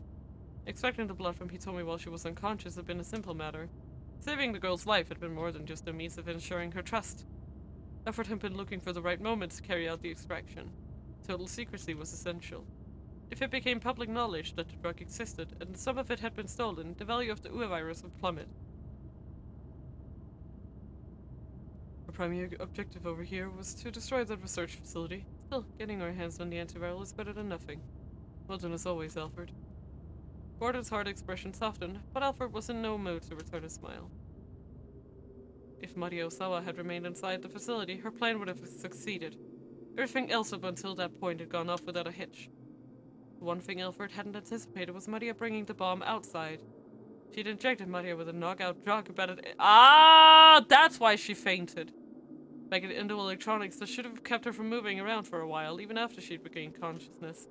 And in any case, she wouldn't have expected the girl to just march into the midst of an armed standoff. She'd been certain that Maria would never leave the lab. She'd misjudged how strong the girl's feelings for Kanan were. Maria's body had been put into a state of torpor. There were a bunch of people pointing guns at each other, and still she'd been undeterred. Alfred's plan had hinged on Maria's relationship with Kanan, and ironically, that same relationship had made the plan fall apart. It was true that she'd accomplished half of her goals, but Alfred still couldn't shake her sense of failure. She softly bit her lip as she gazed out through the car window. The bright windows of a few buildings shone out in the midst of the otherwise darkened city. A group of tiny lights that refused to be washed out by the darkness. Hehe. Yeah, Jesus. I like that. Neat. I kinda had a feeling. We kept talking about how she had sides with the CIA, right?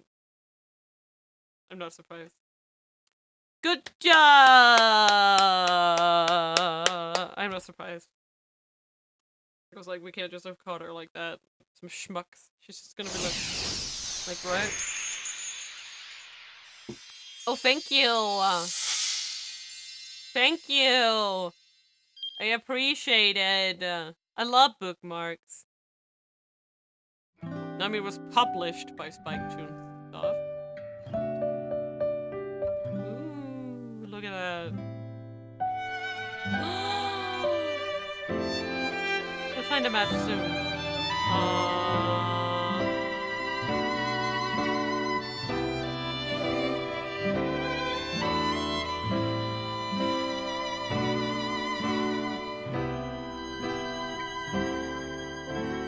Yeah.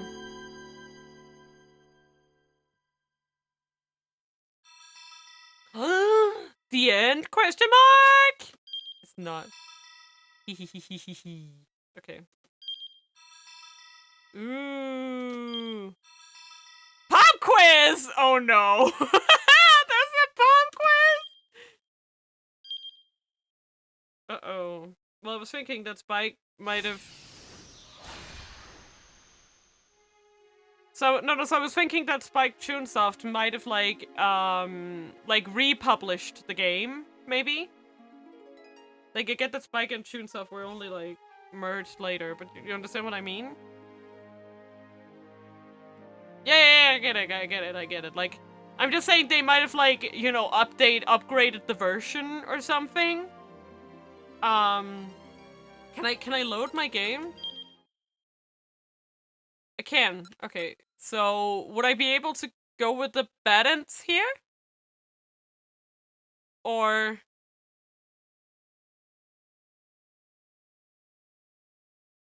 can you explain that to me? Yes, okay, so this is where I go back to get the bad endings. I want to do that first. I love the game.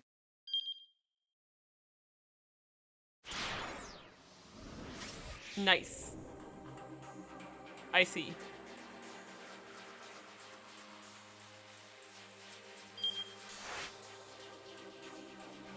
Okay.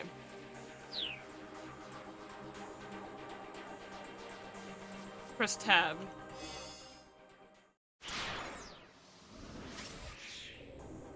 Oh, interesting. Yeah, this is the bonus stuff. Oh, you mean about, like, the endings? I wonder where you could check that. Yeah, okay, I think that while you do that, I'll just take a little break and I will be right back. See you guys in a moment!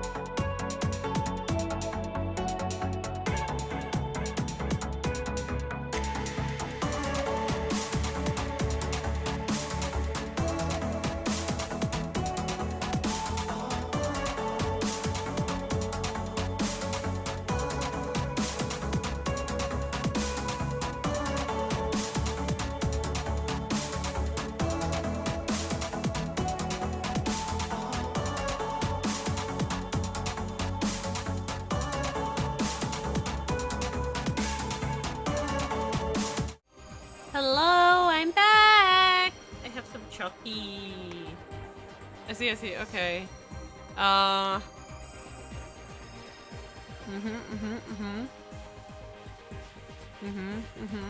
unlocked. Yeah, it's my Valentine Chucky for me. For me. Okay, so I just need to enter a scene. Tunnel. Done. What now?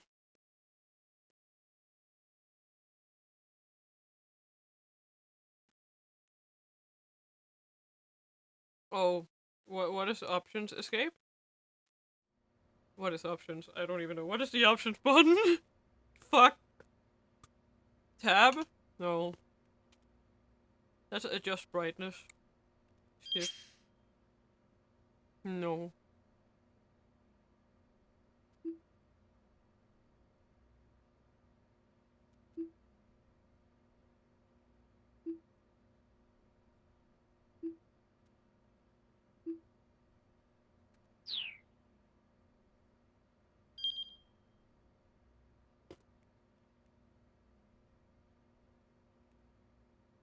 Enter?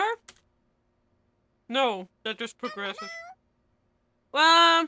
Shay, hello! Thank you so much for the follow! We're trying to figure out what the options button is! I genuinely don't know. I'm genuinely so lost. Oh my god. What the fuck is the options button? Oh, I'm so bad at this. I'm so bad at this! Um... Hmm.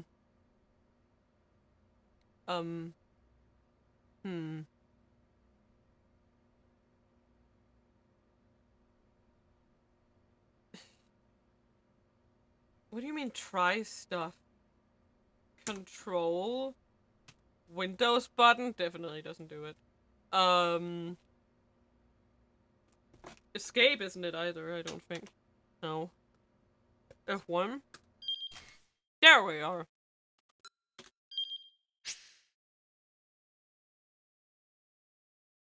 Okay.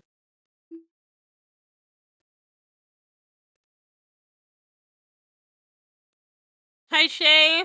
I saw you were at work, thank you so much. Thank you so much for sneaking even though you're working. It's okay.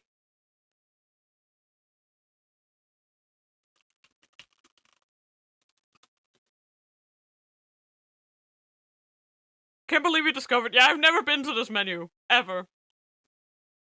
I've never been to this fucking menu. Argo. Not even once. Okay.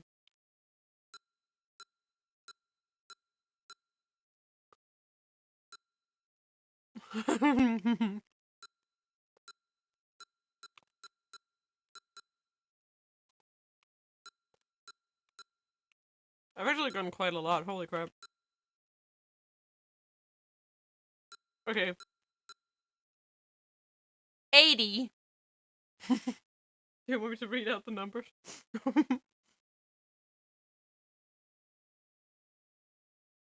She left me mad. Ooh!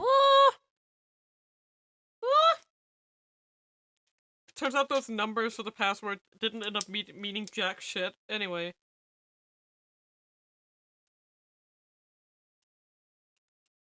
So that's fun. I guess I'll just make a fucking list. OneNote, here we go.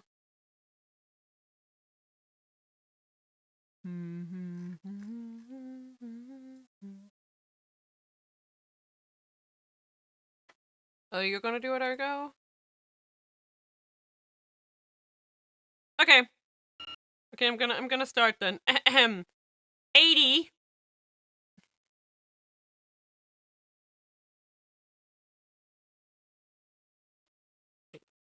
Wait, where's my controls not working? There we go. 82. 83.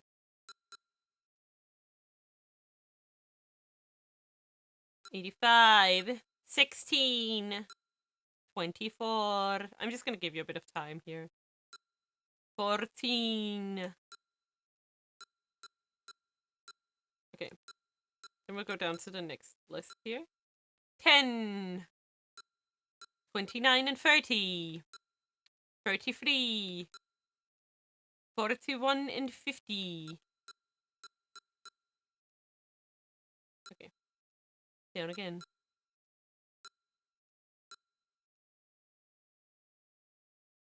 35, 28, 36, 43, 44, 45, 46, 56, 38, 48, 63.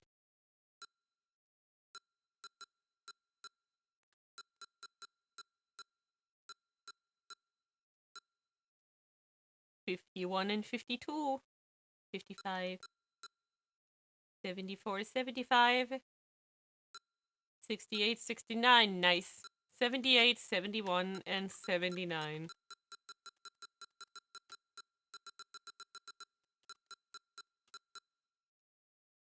Did you get those? How many did you get? Because then we can quickly figure out if you're missing any. Okay, how many are there? You should probably count to make sure I'm not missing anything. Wait, there's another bad... Oh, yeah, okay. Oh, I guess this one is... Okay, yeah, and this one is... I think this one is the... where we rush in. But we're gonna do them all from the opposite direction, I get it. We finally got it.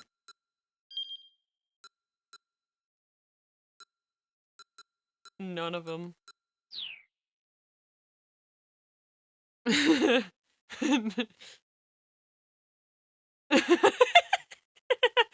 How are you sure you have all of them? Okay, so now we're back. So okay. So I believe the endings with Achi and Kano are these ones. This. Okay. Okay, then tell me what person. I mean, it's gotta be one of these four, right?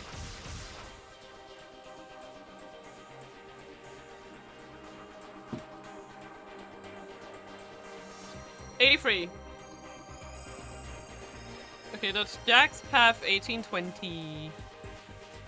Got it. Let me just go do that. Oh my god. Okay. Come on, let me pick. Come on. Thank you. Jack 1820. Here. Okay.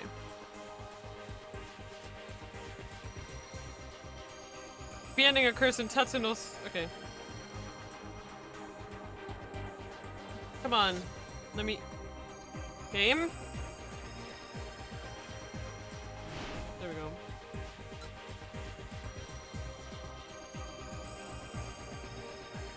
Yes, okay, this is C. C. C. Okay. Wait, so should I... Okay. So... wait.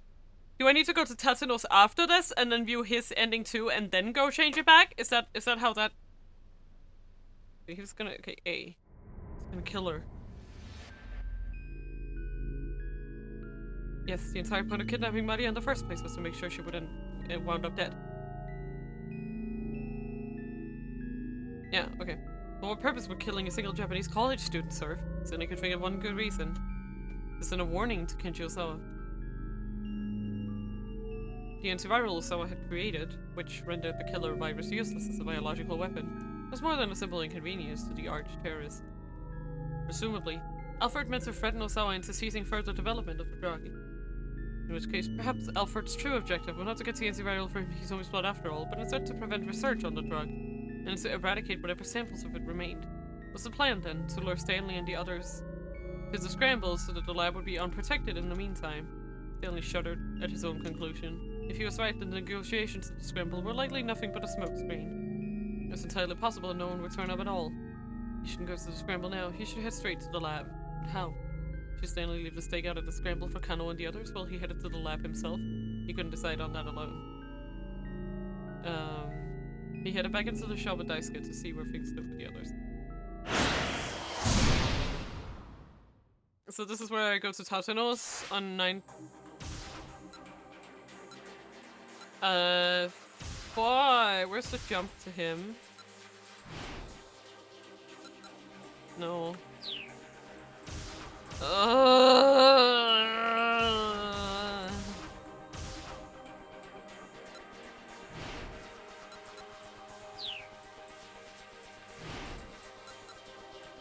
Wait, what's this? This is the flashback, right?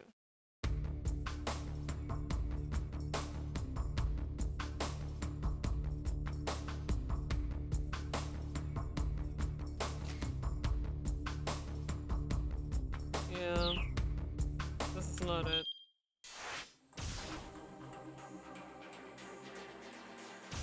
Yeah, no, I'm confused now, because this is around the time. Cause I need to jump to Tateno to get it. I'm only at 1825. How do I jump to Tateno? I can't. So I need to jump to Stanley from Kano? Oh, maybe this one? I think it's this one.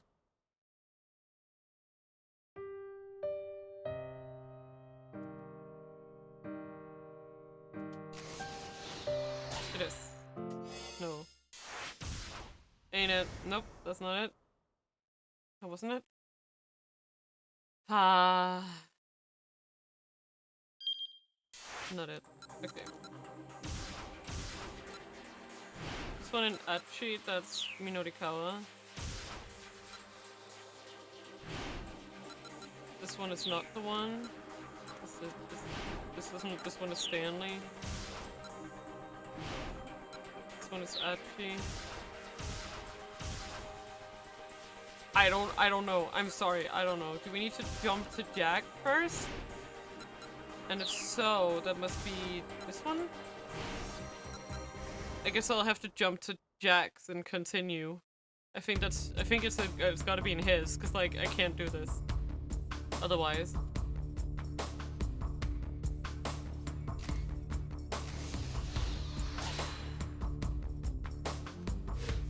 Near the end with Palmer. Right. This one. See, maybe if...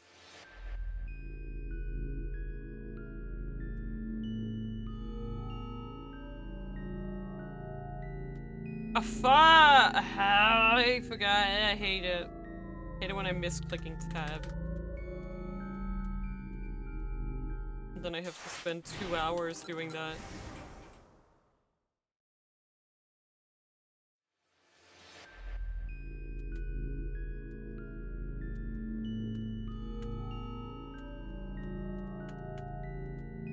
No! Oh my god. Yeah, I'm just gonna take my hand off when I click on the last. That last line takes so fucking long to load, and I can't interact with it beforehand. And if I accidentally like, okay, I'm just gonna sit down, and I'm not gonna touch it now. And then I'm gonna click tab once. There we go. Jesus Christ.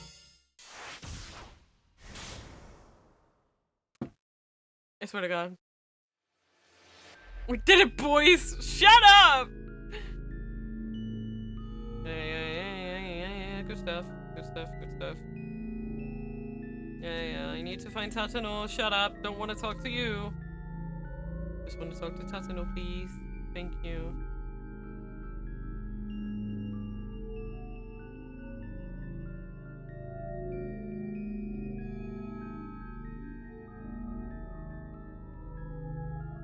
Ah, I see. There was only one person you can count on now, Kanan. She was on the way to the lab already. If Stanley could alert her to his conclusions, it would make it that much harder for Alfred to carry out his plan. If nothing else, hopefully she could buy time for Stanley to get there. That explains everything. Stanley approached Kanan. He needs to go to the scramble with him. No! Thank you to Gentle Mailfake for following. Thank you. Yeah, so Stanley didn't figure out Kanan is Alfred. Yeah, exactly. What? Kanan was visibly shocked. Where's this coming from all of a sudden? Please don't ask me to explain. Something else has come up and I have to see to it. Stanley hated having to do this. He wished he could explain everything. If he made any unusual moves now, though, there was a risk Alfred would pick up on it. There's no telling what the mastermind might be watching. It was better to keep his companions in the dark, just in case. I understand, Anna said. Do what you have to do and come back soon. I'm sorry. I wish I could tell you more. It's alright. I'll find a way to get by. Kano gave him the thumbs up. The sight brought back some painful memories. Until just a few hours ago, Stanley had instinctively seen Kano as all too naive, and now he finally knew why. Kano was just like his younger brother, Frank. Great, okay. Hehe.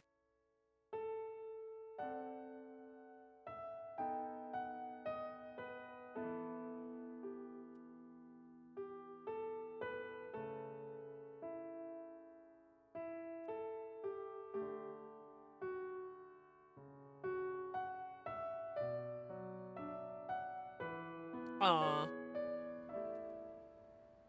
Kind of promised me one thing. What's that? What's this all over? You'll have a beer with me? Sure, alright. That's a promise now, remember? Hehe.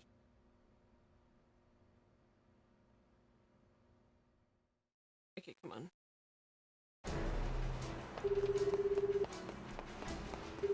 Yeah, here it is. Dial up Tetsuno as you're wearing along. That is it. Yay! I think that's it. Nice. I guess we'll see him die. Once I made it past Shibuya Station, the roads were relatively clear. They ought to make it to the lab in no time. That's in the stone rain. It was Stanley. What's going on? He asked the American. What I'm about to tell you is mere conjecture on my part, but for now let's assume I'm mostly on the right track. Stanley's voice was filled with tension. Tetsuno braced himself for bad news. I think Alfred is heading to the lab. He's planning on hitting it to destroy the antiviral. Are you serious? It's even worse than he'd feared. Alfred, heading to the lab? Yes, you need to turn back right away. I'll go to the lab with Kanan. Is something wrong? Kanan asked, peering at him from the backseat. He couldn't hide the fact that he was trembling. She seemed perfectly calm, unfazed by the possibility of further complications. Perhaps she'd already anticipated something like that happening. Did you hear me, Tatsuno? Stanley said. This is an opponent who's out of your league. Turn back. I'll handle it. I can't do that, Tatsuno replied, managing to regain his composure. My job is to get Maria to the lab as soon as humanly possible. Whether Alfred is coming or not doesn't change that. Don't be absurd. Even if you do have Kanan with you, you can't keep Maria safe and still win the fight that's coming. Yep. Maybe Stanley was right. Almost certainly he was. But Tatsuno couldn't put Maria's life in danger by turning back in order to save his own. Kanan! Tatsuno glanced at the young woman in the back seat. Yes? If Alfred shows up, don't worry about protecting me. Just keep Maria safe. You got it. That's all Tatsuno needed to hear. I'll give my own life to protect that girl if it comes down to it, he told Stanley. Fine, have it your way then. But I'm heading to the lab too. Whatever you do, just do not let your guard down. Understood. Tatsuno hung up. It's already too late. Now, Stanley, Kanan asked. She probably already surmised the situation. Even so, she showed no sign of concern.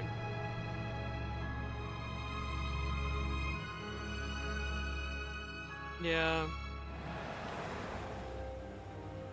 At last, the minivan arrived at Okoshi Pharmaceutical. He played in Kamen Rider? That's great. He does look like a person who could be in Kamen Rider. Tetsuno pulled up at the front gate and got out of the vehicle.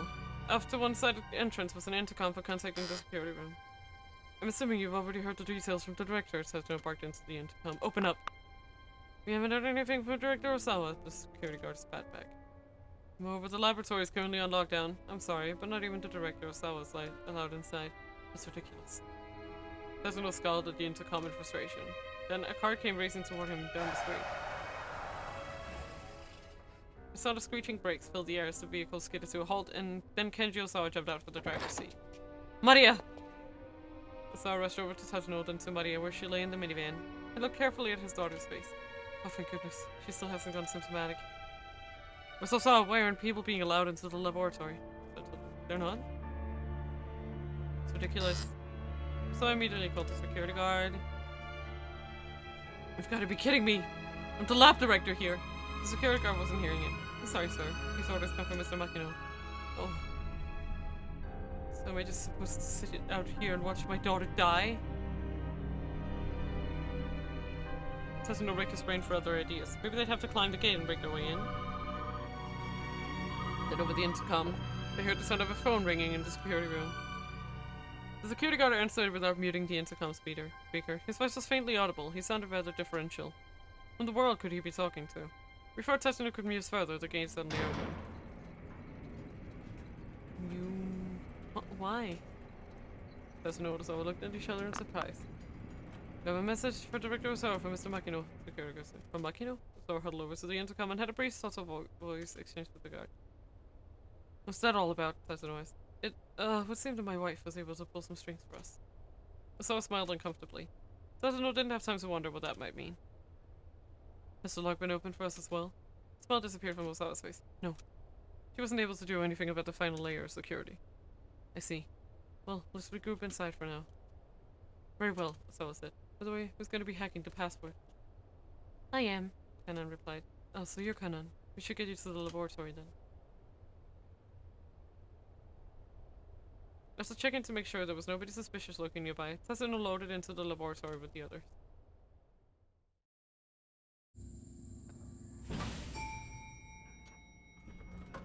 It took about 20 seconds for the elevator to reach the first basement level. It is! Look at that! Oh my god. It's a Kano. He's got such a... he looks cool. Look at him. What a cool dude. The biohazard storage area was evidently fairly deep underground. The doors opened to reveal a long, straight corridor. There was a door at the far end, with a device at one side for checking IDs. Kanan approached the device, setting the laptop she'd borrowed from the security room on the floor in front of it. She affixed a scrap of paper with Kenji Osawa's password written on it to one side of the monitor. Then she connected a series of cables to both the laptop and the device. Tasuno tried to contain his sense of urgency, focusing on keeping watch over Kanan as she worked. Kanan began to slowly tab away at the keyboard. Her screen displayed a series of numeric values that changed with each keystroke. She checked the changes carefully, timing the movements of her fingers according to some formula. The ID device let out a warning sound and the display lit up. Incorrect password. The input had been rejected. Is this really gonna work? Tasuno felt his impatience growing. Osawa's face showed similar unease. Kanan turned to look at him. "How many failed attempts are we allowed?" "2, I believe," Osawa answered. After a third failed attempt, the storage area is locked down and can't be reopened without input from the full board of directors.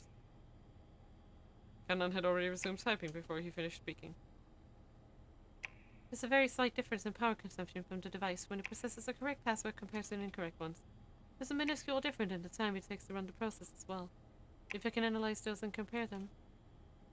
Kanan's voice trailed off. She continued working. There's another warning sound. A second failed attempt. A single bead of sweat ran down Tasuno's forehead. But Kanan didn't so much as bat an eyelash. "Oh, I see." Her face remained full of confidence.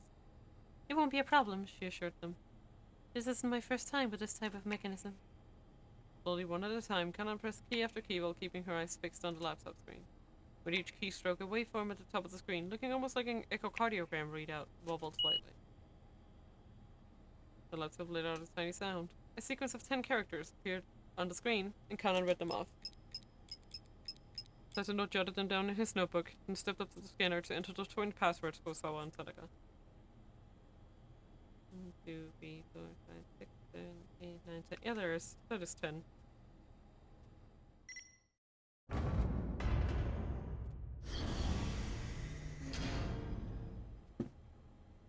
The door opened. Kanan let out a sigh of relief. Osawa gathered up Maria and headed into the storage area. Tasuno felt a surge of relief as he watched the two of them go. Kanan, meanwhile, was fastidiously putting away her equipment. "What do you think?" Tasuno asked her. "About what?" she asked, her gaze as serious as ever. "About Alfred. Why hasn't he shown up?" If what Stanley had said was true, Alfred ought to be coming their way. It was both strange and unsettling that they'd been able to get inside without any interference. "This isn't over yet." Tasuno continued sweating! I know, right? "Don't let your guard down until we know Alfred has been dealt with." Imagine getting that first. Yeah, it's like, oh, right. And then you think back to it and it's like, right. Kanan pulled out a pistol. "You keep those two safe. I'll go check things out front." She got back into the elevator and headed up.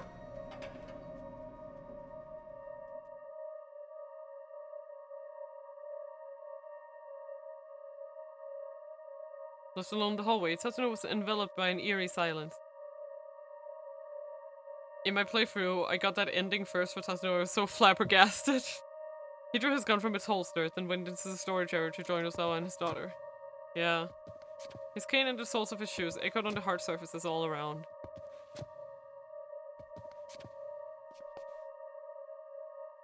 At the end of the hallway, Tatsuno came to another door. He took up position there, determined to guard the two individuals inside. This was the only way in. If anyone was coming, they'd have to pass through here. The place explodes, I'm assuming. Putting his back to the door, he let out a sigh. A great weight of exhaustion settled over him. Too much had happened over the past few hours. He'd recalled too many painful memories that had long been buried deep within his mind. And he'd realized that his whole life was rife with things he could never undo. If you're coming, then come on. Tatsuno aimed his gun down the empty corridor. Right now, he just needed to protect Maria. That had become his life's sole purpose.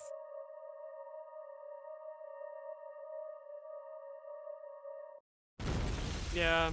Suddenly the door that was in front of him was blown off its hinges with a tremendous explosion. The shockwave traveling down the corridor struck him in an instant later. Tatsuno had neither the time to wonder what had happened, nor any chance to avert his fate. Yep. The place blew the fuck up. An unforeseen situation. Indeed. Okay, and now we go Stamley, and it was this one. And we're just changing it. We're changing it back. He was gonna release her.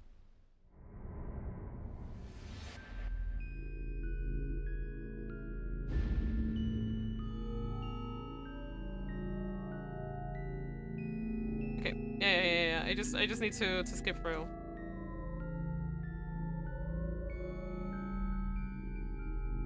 Okay. This should be good. Enough? Yeah, okay. Jack Path 1845. There's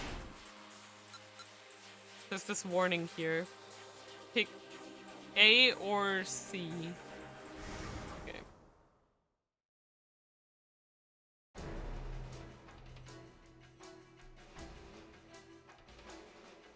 I'm just gonna pick C to level it out. It's fine. Just keep Maria safe, that's your job. Says no up without saying anything. The area around Okasaka was in disarray. You don't mean to play the state of high alert.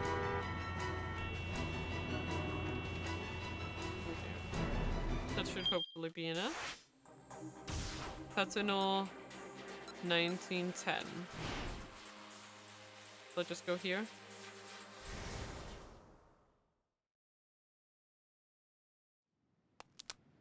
Cannot flip the over circle. What do you think you're calling? What do you think you're calling? No, just a name. Or... Look, I'm gonna call Hitomi and have her clear up these suspicions you have about me.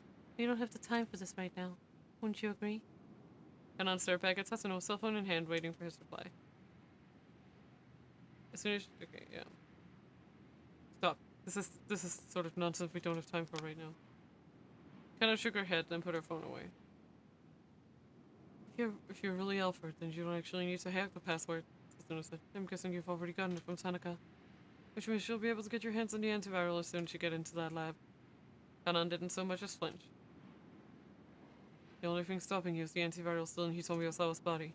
Assessing the antiviral and having a monopoly on it are two very different things. You want to eliminate Hitomi. That's why you lured her down to the scramble. Am I wrong?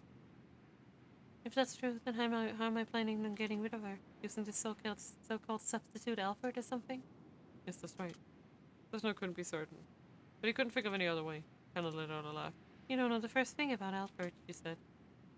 Alfred keeps the outlines of his plans blurred so that his deliberate actions just get lumped in with the coincidences. That's the crux of all his plans. That's how he's able to pull off his schemes by himself. He never solicits help from a third party. The words seemed like they were Kanan's, but also seemed like they were Alfred's. His gun still at the ready, Tatsuno got out his phone to call Kano. The young detective was quick to pick up. Detective Tatsuno, what's going on? You need to get Hitomi-Osawa to safety immediately. Alfred isn't trying to get at her blood. He wants her eliminated. What? Hurry! Yes, sir. Was he good? And Kano's confirmation, Tasuno hung up. You know, your little plan has been foiled, Tasuno said. Kanon snorted. That's it now. If I really am Alfred, then all I need to do is eliminate you here and head straight into that lab. Even without her gun raised, she still radiated intimidation. Tasuno might have had her at gunpoint, but he could feel the threat of her presence like a gathering storm. Eliminate me, he said, doing his best to mask any sign of weakness. You're the one who doesn't have your gun ready. I don't need my gun, Kanon said simply. And why's that? because you can't shoot me. What's that supposed to mean? Kanon glared sharply at Tasuno. Her look pierced him like a blade. Then she quirked an unsettling smile and took a step closer to him. Don't move, he warned. Trying to think funny and I'll make sure you regret it. Is this really it? The kid was got trained on the center of her chest. You can't shoot me. You're so traumatized from that time you let your friend's wife die. Oh, what do you know about that? Tasuno was shaking now, his aim wavering. I heard you were talking with the young detective up on the rooftop. That's right, she happened there. That's just my theory out. Kanon pointed her index finger at her own heart. If you think I'm Alfred, then shoot me right here. Huh? The corner of her mouth twisted up. You can't do it, can you? Tasuno's gun hand shook it all the more. You're afraid to pull the trigger. It was as if her words were spelled that she was casting over him. Honestly, we would have been better off killing her. You can hardly even stand the thought of pointing your gun at someone. Tasuno shook his head violently back and forth, but he couldn't get Kanon's words out of his head. Just keep Maria safe, that's your job. Okay. That's what Stanley had said. And he was right. Don't hesitate. Don't think. This is Alfred. A sadistic terrorist. He just needed to trust himself and pull the trigger. Pull it! Oh. There's a horrid, visceral sound. Gastric fluids rushed up Tatsuno's throat. He pitched forwards onto his hands and knees and vomited on the spot. The sensation of pulling the trigger, the recoil in the wake of the shot. It's exactly as it had been all those years ago. He never wanted to fire a gun again. At this point, he'd probably never be able to. Where were you even aiming? The voice had come from right in front of him. He looked up to see Kanon standing right there. His heart began hammering like mad. This was the end. He braced himself for oblivion, even as his body cried out to survive. There was a dull roar of a gunshot, and then silence. Wah, wah, wah. One last shot. Okay, and then we're back to Stanley, and it was 1845.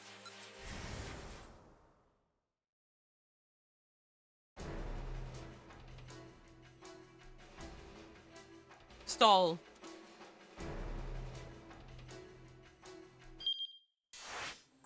Okay. Yeah, I get it. Okay.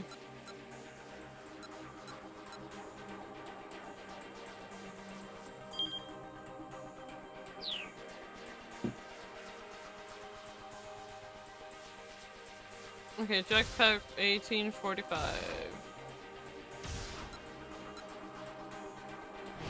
Option A or C, okay. Okay. I wonder if I can...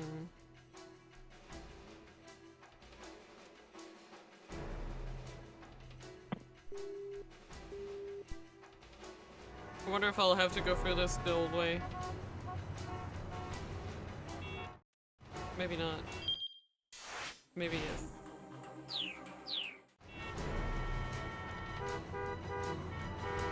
Guess I'm just gonna keep skipping.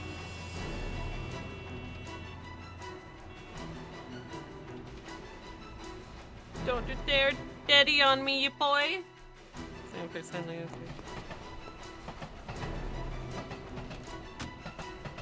still think I can like go further ahead. Like I think I'll have to skip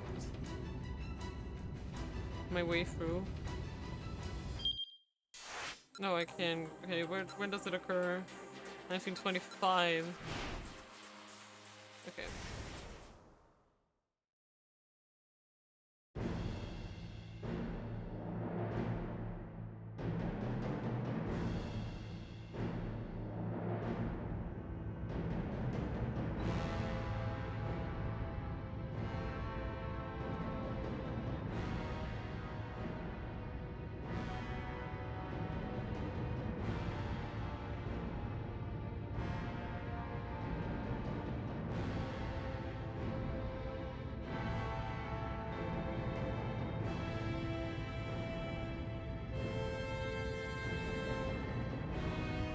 Yeah, so this is the Stanley side to when we arrive and he's dead, I'm assuming.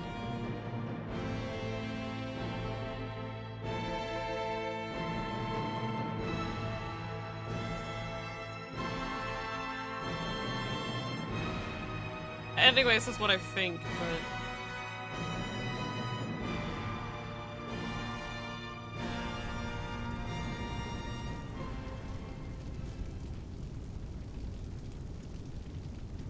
yep. The Yokoshi Pharmaceutical Lab finally came into view. A large billow of black smoke was rising from one of the building's windows. Stanley felt a chill in the pit of his stomach. He hopped out of the car and then gasped. Tatsuno. The detective was sprawled face down on the ground outside the laboratory gate, his gun still in his hand. Blood had pooled around his head. He'd been shot at close range. Death would have been instantaneous. All too late, Stanley felt the full weight of his mistake. Tatsuno had gone up against an opponent who was out of his league and had gotten himself killed. And Stanley had put him up to it. He should never have let Tatsuno try to handle the situation on his own. He should have done whatever it took to stop the detective. There must have been some way he could have averted this disaster. Yep. Saving Maria is your top priority, isn't it? That's right. There had been no hesitation in Tatsuno's words. Stanley had known how badly the man wanted to save Maria. That's why he deferred to the detective's judgment. Now he was faced with the results of his own naivete. Smoke pouring from the building showed no signs of diminishing. In all likelihood, the lab had been destroyed with the bomb. Alfred's plan had run its course before Stanley even got there. He couldn't forgive himself for having been so thoroughly outwitted. Nor would he ever forgive Alfred for what the terrorist had done. Anger erupted inside him, raging like a hellfire, driving him into action. Death would be too kind a fate for Alfred, now more than ever before the thirst of vengeance consumed him. But even as he began to stalk toward the laboratory, a bullet caught Stanley in the abdomen. For a moment he couldn't process what had happened. There was an intense, searing pain that spread through his gut. Warm liquid began to soak through his shirt. Then a figure emerged from within the smoke. I've been waiting for you to show up, Dad. Another bullet tore through Stanley's body. Time seemed to slow for him. He watched a spray of blood scattering like a crimson mist. Alfred! Stanley hissed the word through clenched teeth. Out of pure stubborn spite, he managed to stay on his feet. Tottering toward his foe, he raised his gun.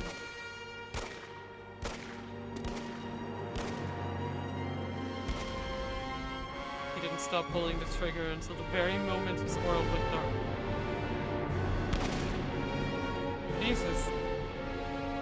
Defiant to the last. Wow. Wow. It was this one, right? Yeah. The warning. Did it! I didn't totally do it. I didn't doodly did it. Okay, what now? I ding dong doodly did it.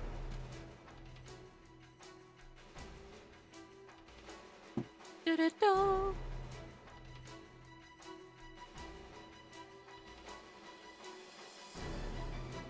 What the fuck did you do?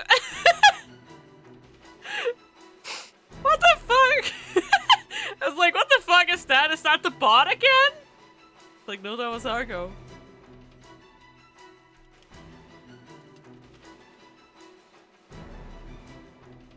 Man. Are you okay there, Argo?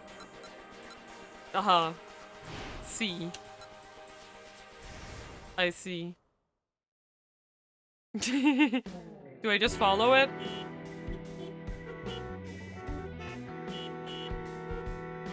Okay. Take us to the labyrinth in Uraharajuku. A complex series of passageways designed to be difficult or confusing to navigate. A maze.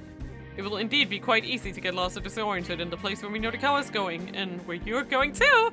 But any maze can be solved with enough effort. All you need is perseverance and wit. Though taking frequent notes wouldn't hurt either. Best of luck! The labyrinth in Uraharajuku, you said? Mizuka quirked an eyebrow. Is something the matter? No, nothing at all. Hurry up and get in. As soon as Minotikawa and the others had climbed into the cab, Kimizuka tore off through Shibuya's network of narrow side streets. The passengers in the backseat jostled roughly back and forth to the sound of screeching tires. This is altogether far too excessive, Kazuyama murmured, wincing as his head bounced repeatedly against the window. To think we allow such inconsiderate driving in here in this country. Chiaki meanwhile had opened her laptop and was somehow working furiously to finish her copy. The sound of her fingers clicking across the keys echoed within the vehicle. How's it going, Chiaki? Minotikawa asked. It's a little boy! Her eyes were glued to her monitor. Sorry. Her face all seriousness. Kimizuka glanced over at Minotikawa. If I may ask, sir, what business do you have at this labyrinth? Is it an interview? Here, a local gang called SOS uses the place as our big hangout. You're interviewing SOS? Sir, I feel it might be best not to get too involved with that lot. There's something about the driver's warning that seems a little off. Your taxi driver connections tell you what SOS is up to? Minotikawa asked. Originally, there was something of a vigilante corps, in the name of keeping neighborhood clean and safe. But lately I hear nothing but bad things about him. Those loan sharks said something very similar. Minotikawa reminded himself that he'd better be on his guard. Katsuyama chimed in. Just how do you plan to go about interviewing a gang like this? That's nothing for you to worry about. I have a plan. Oh, and just what exactly is this plan? Is it secret? Katsuyama gave him a derisive grin. Clearly he wasn't impressed. Minotikawa turned to look at Chiaki. She appeared too engrossed in her copy to even hear the conversation. I realize this is for work, Kimizuka said worriedly, but do you really need to take such risks? Yes, I do. Minotikawa fought back to that look on Toyama's face, that look when he'd finally regained his confidence. He couldn't let heaven publishing go under. Toyama provided the canvas on which Minotikawa shared his art with the world. Thinking about it now, Minotikawa realized he'd always been chasing Toyama's shadow. That was galling to admit. That man had been the ideal Minotikawa strove to live up to. That was why he hated seeing Toyama reduced to such a pathetic state. He wanted Toyama to remain indomitable, to keep busting down any and all obstacles in his own peculiar way. So Minotikawa wasn't about to voice these feelings aloud. He felt more than a little embarrassed to be taking it all so personally. When you take a job, you give it 100% every time. That's what makes you a professional, he said. Wouldn't you agree? I do indeed, Kazuyama chimed in. But you'll have to demonstrate that 100% in the limited time you have left. Which, by the way, is 51 minutes and 30 seconds. And I will not budge in the slightest on that submission deadline. He definitely did budge. Please do keep that in mind. The man took another look at his watch. I got half a mind to break that thing, Minotikawa told him. Breaking my watch will not stop time. Minotikawa shot him a furious glare, but Katsuyama's composure was unwavering. This guy was unflappable, and the only way Minotikawa was going to be able to put him in his place is to meet his damn deadline. Easier said than done, though. He wanted to use 30 of the 51 minutes he still had to write his article. There had only less than 20 or so to get the material. Kimizuka suddenly slammed on the brakes, and the car skidded to a halt. Minotikawa stared through the windshield in shock and awe and saw a smallish, boxy minivan weaving erratically along the road. Oh, look out, this thing's heading our way. Don't worry, sir, the driver replied. Just leave this to me. Keeping his cool, Kimizuka dexterously steered them clear of the oncoming vehicle. As the minivan sped past, an eerily cold breeze wafted over the taxi. What the heck was that? Minotikawa asked. I'm not sure, Kimizuka said. Then let's hurry on our way. Nimbly manipulating the gear stick, he stomped on the gas once more.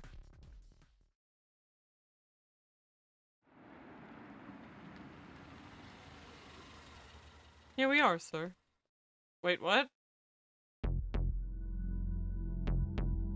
How did I end up here?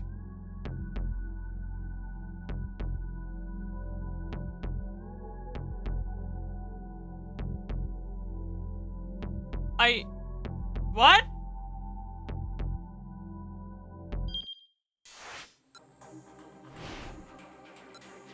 It did! It definitely did! Okay. Okay. They pulled up outside of a dilapidated old pool hall. You're a lifesaver. Minorikawa clapped a hand on Kimizaka's shoulder. Just be sure to be careful, sir. Minorikawa nodded. What? Chiaki asked, looking up. What are we being careful about? Nothing, Minorikawa said. You just wait here in the car. He's like a copy to finish up, yeah? Oh, well, yes. Alright then. Chiaki frowned, but resumed her typing. You wait here too, Minorikawa said to Kasayama. But of course. That goes without saying. Incidentally, you have 49 minutes and 6 seconds remaining. Minorikawa did some quick mental math. With that half hour he'd already set aside, it left him 19 minutes. However dangerous as OS might be, he couldn't afford to hesitate for even a single second. Bracing himself, he stepped out of the taxi and headed for the pool hall. Whew! Minorikawa took a deep breath as he approached the grimy door. Here goes! He just looked back and gave the door a hearty kick. What the heck? What is this place? Why? Minorikawa had come to a pitch-black void. The cold wind blew from deep within the darkness, carrying with it the sound of a bestial roar. It almost looks like a dungeon of some sort, Minorikawa said. Well, I anticipated as much. What? He pulled a fountain pen from his pocket. No good bringing your gear with you if you don't actually equip it, he said. Pen clutched firmly in his right hand, he strode boldly into the darkness. Oh my god. We're playing Labyrinth. Whoa, a branching path, huh? He'd been walking for some time now. Up ahead, there was a T that led both left and right. That sign there looks pretty important. Minorikawa peered closely at the 4 lines written there. The honest one tells no lies. The liar never tells the truth. One is honest, 2 are liars. See if you can find what's true. Aha! Seeking the truth, huh? That's something I can get fired up about.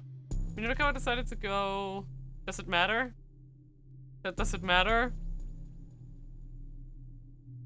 Please tell me it doesn't. Bro. Bro. Said enjoy. Okay, fine. I'll be independent for once. I'm going to the right. Stick to the right-hand side, as Ebe told me as a kid. After making his way along a chilly passage, he emerged into a chamber of about 10 square meters. Hello.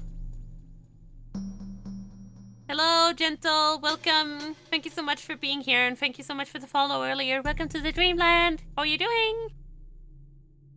I am, well, cat. The green cat wore a white sign around its neck. I have whiskers. That's true. What's that all about? The green cat grinned proudly at Minorikawa's inquiry. It's a hint, The cat said. It's saying that whatever it is has whiskers. I see. So by getting hints like this, I'll eventually be able to solve some riddle and win the challenge. I can't answer any questions. All you get is what's written here. Now, proceed. I don't need to fight you or anything? Nothing of the sort. I'm not much into pain, really. Instead, I'll leave you with a warning. The green cat lowered its voice. There's a liar in here. A liar? Yes, the blue cat is a liar. Only the green cat tells the truth. But this has to be a lie. Because there's only one truth teller, right? So, green is lying. Green is lying. Cause see, okay. Oh! That sounds fun! I hope you find some fun VTubers to draw. Okay, so basically what I'm saying here, right? I'm so bad at explaining it. Like, if there's only one... If only the green... Wait. The green cat... Are you talking about yourself or another green cat? Is that themselves in third person? Oh god. I'm so confused. Like, is this another green cat? Are they saying I'm the truth teller? Yeah, okay. Okay. Blue cat is a... I'm writing it down in person here. Liar. Only green cat tells the truth. There we go. Yeah. This is a green cat. This is a green cat.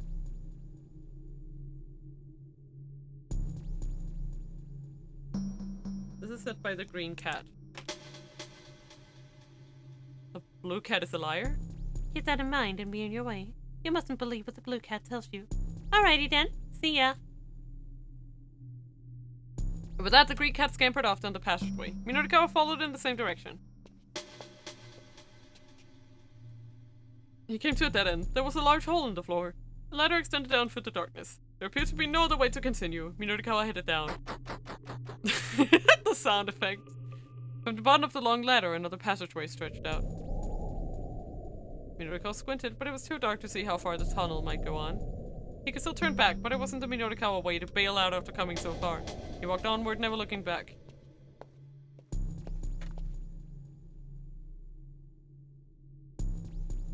Until well, he reached another T, a choice of left and right again. Minorikawa went to the right! I'm keeping the consistency here. I'm going to... Hello! Red cat. This time the room and the far end on another end of another long straight passage, he found a red cat waiting. This one likewise had a sign around its neck. Minorikawa read its message. I'm a fast runner, huh? He took out his pen, back out and jotted down the words on the palm of his hand. Have you got that? The red cat asked. Okay, I should also note the signs here. The green cat has... I have whiskers.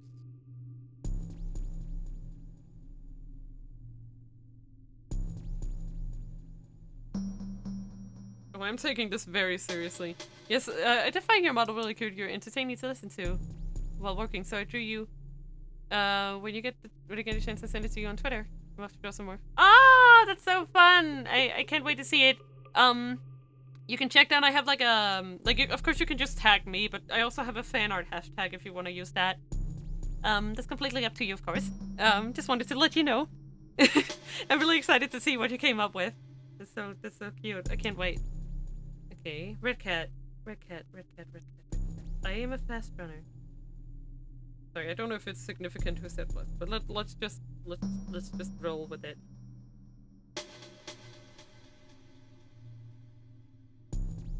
I'm really excited to see it. I can't wait. But yeah, you just keep lurking. We have a little lurk command if you want to use it. It's a lot of fun. Exclamation point lurk, and you get like a little fun message, just if you want. I'm a fast runner. Okay, we haven't heard red cat mentioned yet. Have you got that? The cat asked. Yeah, you got it. Anyway, I'm off. Wait, hold on, Minorikawa called out. The cat stopped. The green cat earlier told me something. It said the blue cat is a liar. Ah, is that so? So, what about you then? I only speak the truth. Okay, so... this one just says I only speak the truth? Really? Whether you believe that or not is up to you. Anyway, I'm off. Okay. So that's what the red cat says. I only speak the truth. Cool.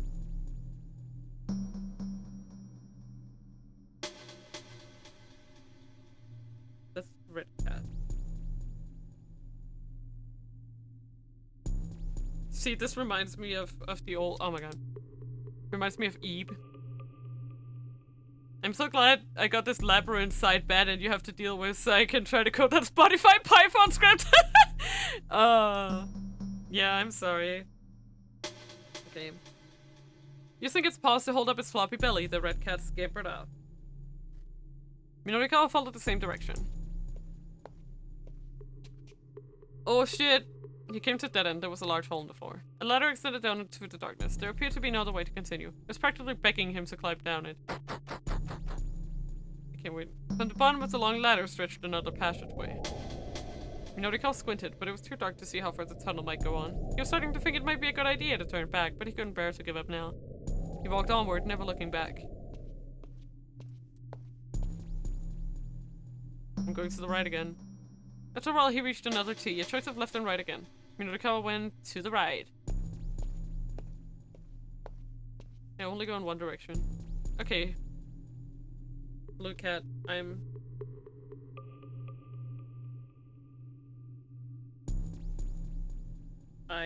round.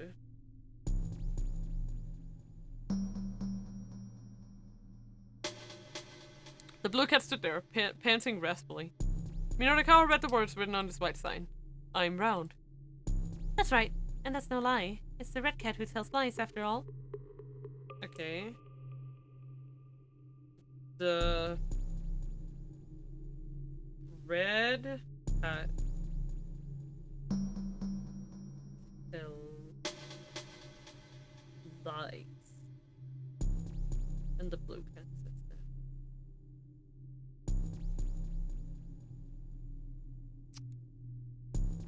Right, got it. Make sure you hammer this hint into your head, okay?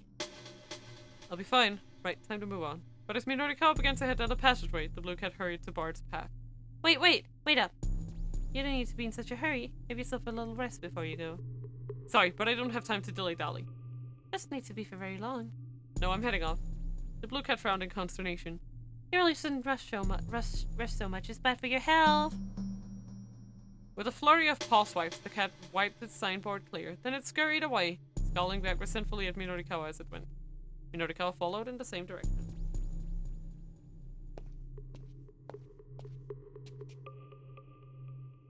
He came for two at that end. There was a large hole in the floor.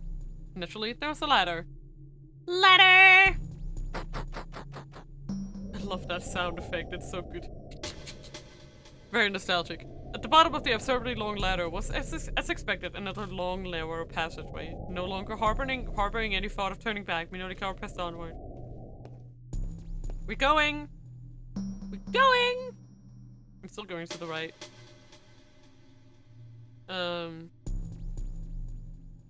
Choice of left. A breeze was blowing from the passageway to the right. Minotaur went to the right! I'm staying consistent here. Making his way toward the source of the breeze, Minotaur spotted a light far in the distance ahead. Could it be? There's no doubt about it. It's the exit! Minotaur broke into a full-on sprint. And yet, no matter how much he ran, he couldn't seem to reach his destination. On and on he went, but as far as he could tell, the exit got no closer. Meanwhile, the hallway was getting lower and narrower. Soon the ceiling hit the ceiling just above his head, and the walls had closed in until he could touch both simultaneously. Before long, he had to turn sideways to continue. Still, he pressed ahead until he no longer had the space to stand. Then he dropped to all fours and crawled along. Eventually, he was forced to writhe along his belly, even in the distant view of the outside seemed impossibly far away. He went on until the passageway was a mere 30 centimeters wide. Scrunching his body up, he forced himself even further along. Finally, he could see that the exit was getting near. It looked like he had maybe 10 more meters to go. Minotaur stretched himself out like an earthworm, inching his way along. And then unexpectedly, his outstretched right hand thrust through the opening and emerged outside. He felt the warm caress of the air against his fingers. Whoa. What the? He thought the exit was 10 meters away, but it was really just a 10-centimeter hole right in front of him. He tried to back up only to discover that his body was stuck. There's no way he could go forward through that tiny hole. The only part of him that remained free to move was his hand on the outside. This is my hallway! It was made— I was about to say, what is this Junji Ito shit? Oh my god, 6. You know exactly what I'm thinking about. Yes. The only part of him that remained free to move was his hand on the outside. Hey! Somebody help! He flapped his hand around, shouting for the opening. Somebody get me out of here! Sometime later, an urban legend spread through Shibuya. Tale of a hand that would appear out of thin air, grab unsuspecting passersby and then spirit them away. Ooh. That and becoming an urban legend.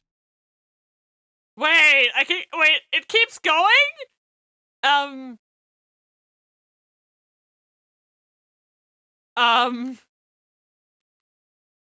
Wait, can I do it over again? Should I go to sleep?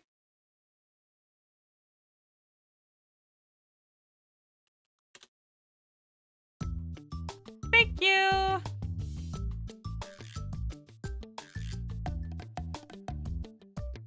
I can try again if I want. Oh, that's fun. Game over! Wait, that's fun. Is it like a full-fledged game?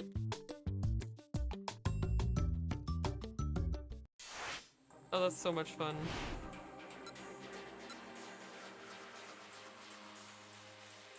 Should I just do it again? Okay. Do you want to guide me through this time?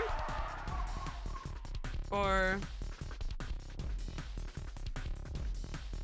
I mean, I guess I could put it on autoplay. You have no memory, okay.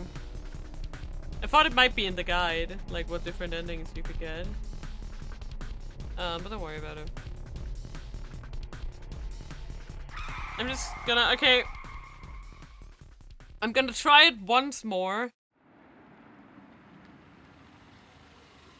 I wanna see what happens if I go to the left side.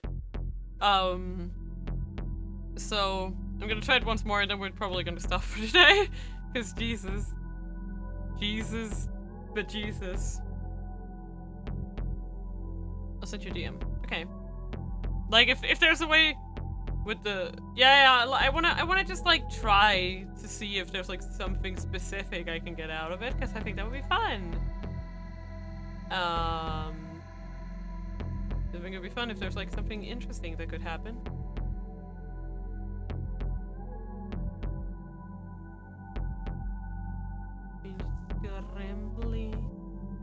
Scramble time. It's okay, I'll just keep going until I get to it. There's still a bit of skipping. Time to become...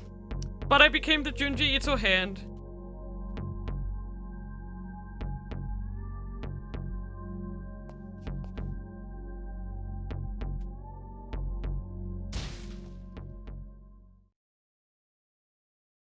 What the fuck? Okay, let's see what it says.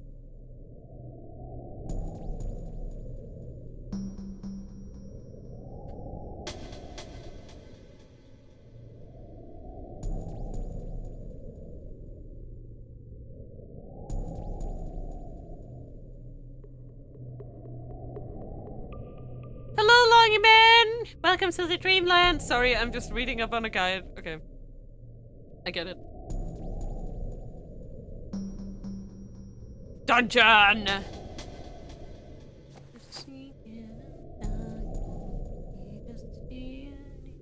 Oh, wait.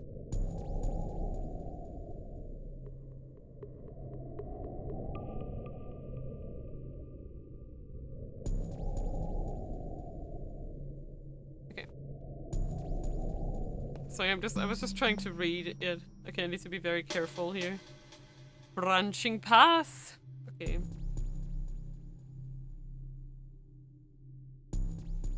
The honest one tells no lies. The liar never tells the truth. You're using a guide? Unfollow blocked. I'm just kidding. I've already done this dungeon once. Now we're doing it the fun another way. Right now I did. Yeah, we already finished. Aha, seeking the truth. That's something I can get fired up about. So I'm gonna go right. And then I just alternate. Like we're about 10 square meters. Here we go. It's the cat again. I have whiskers. What that all about? The green cat grinned proudly at me, not a cat. It's the hen! This thing that whatever it is has whiskers. I see.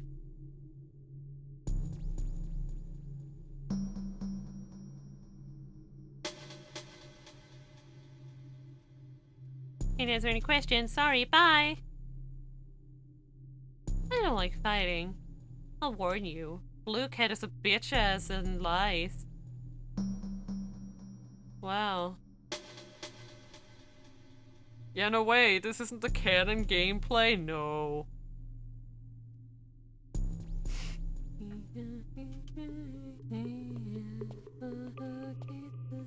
Okay, we're going.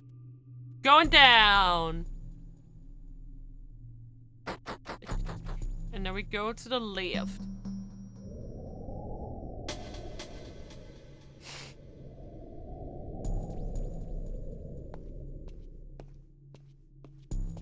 So did Minorikawa become a hand ghost? Discuss. Lift.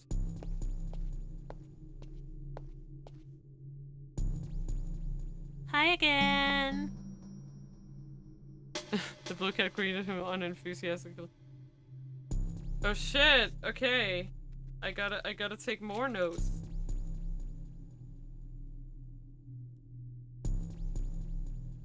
Blue cat. I can't move under own power. Huh. These are other hints I see. Just before it wore a sign around its neck. Minorikawa read the message.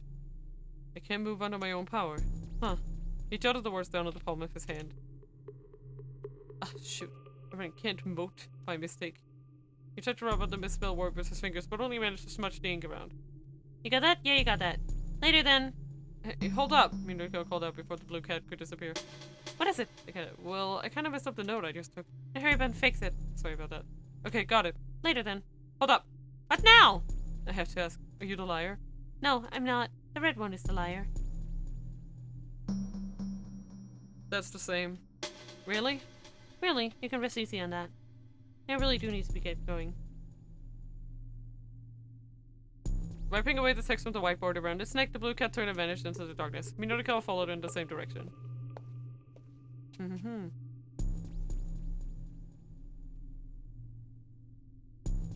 Okay. We're going to the right! I can do this!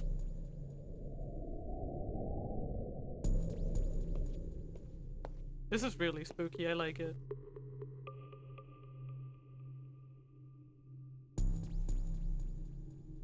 Yeah, we're going to the right. This is what I was told. Right.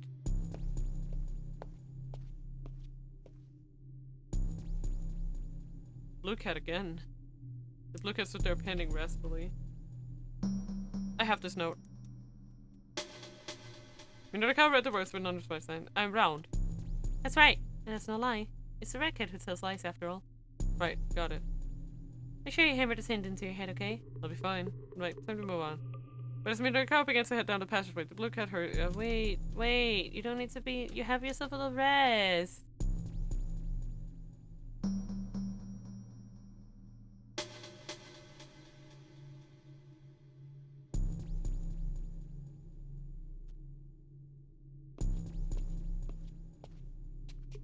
Time to go left.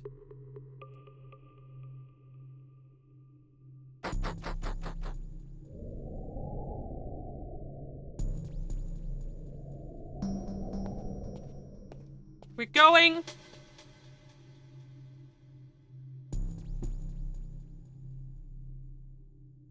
And here we go to the left.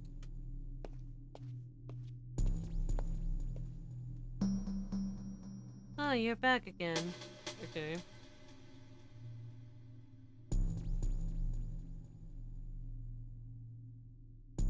I'm just writing it down. I live in Africa. Huh. He arrived at yet another room and the red cat stood there, panting heavily. Minorikawa read the words written on its sign. I live in Africa. Huh. No need to worry. The red cat. Only ever. Tells the truth. Seemed to be in pretty bad shape there. The cat broke out in a little coughing fit. Well, anyway, Minorikawa goes, I better move along. But as he began to head down the passageway, the red cat hurried to bar his path. What is it? Oh, nothing in particular. Could you please get out of my way then? How come? Because I need to keep going. Where are you going? Onward from here! Oh, I see. The red cat frowned and clicked its tongue.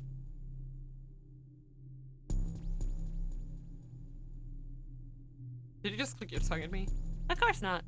The red cat turned and hurried away, coughing intermittently and shooting resentful looks over its shoulder as it went. Minorikawa followed in the same direction. I see. Is that another hole in the floor? Sick of having to deal with ladders. Midorikawa just jumped straight down! That's good. He landed with an elegant flourish, like a gymnast finishing a routine. He had to have fallen a few dozen meters.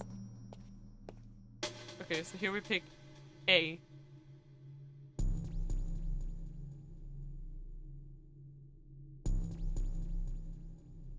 A.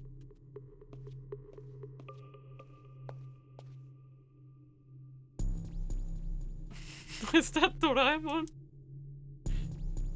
I'll just draw it. I'll just fucking draw it. Fuck you. Think I won't draw it? Think I won't draw it? I will draw it. And then it's got like a hat. It's got like the eye.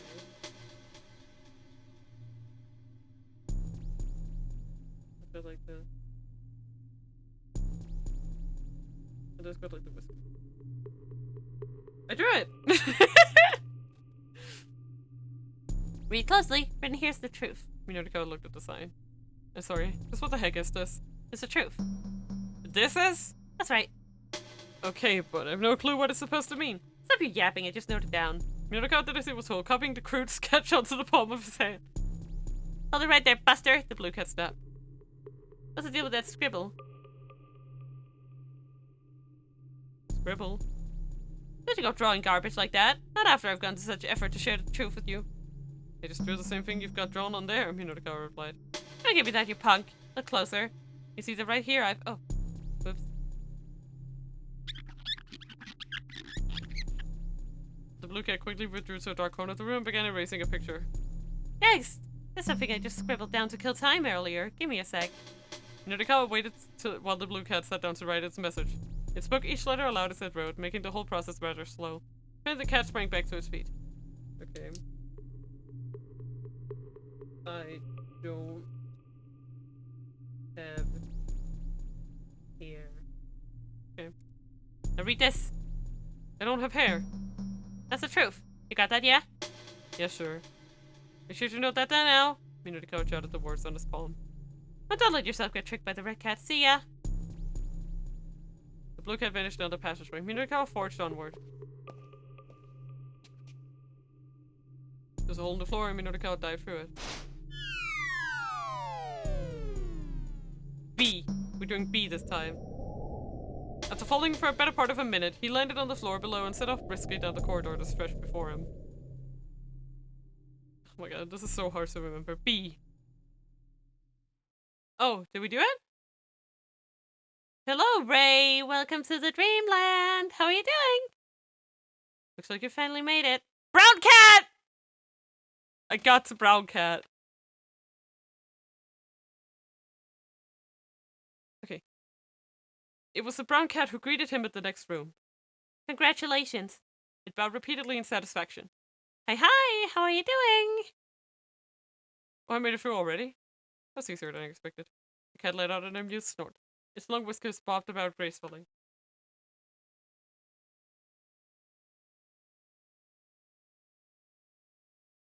Wait. I see. I get it. Its long whiskers bobbed about gracefully. Well then, based on the hints you've gathered, you need to answer my final questions, it said. Are you ready? Sure thing. But you're giving me an answer, you can't change it. Alright? There's only one correct answer. Okay, so here we gotta go through it, right? So, if we read the first hints are important, right? Because the signs, like, some of the signs have to be lies. That's what it is, right? So, green says blue cat is a liar. Only green cat tells the truth. This cannot be true. Because it does, like, I don't know. I'm not sure whether that is true.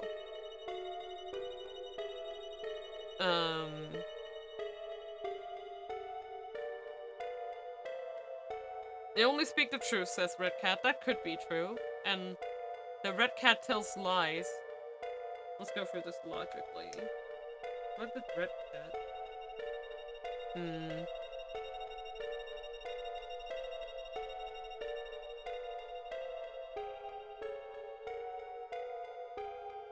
I don't know. It's fine. I have the guide, but... Only one. Are you ready? Given the hints from the honest cat, what is the answer to the question, who am I? So...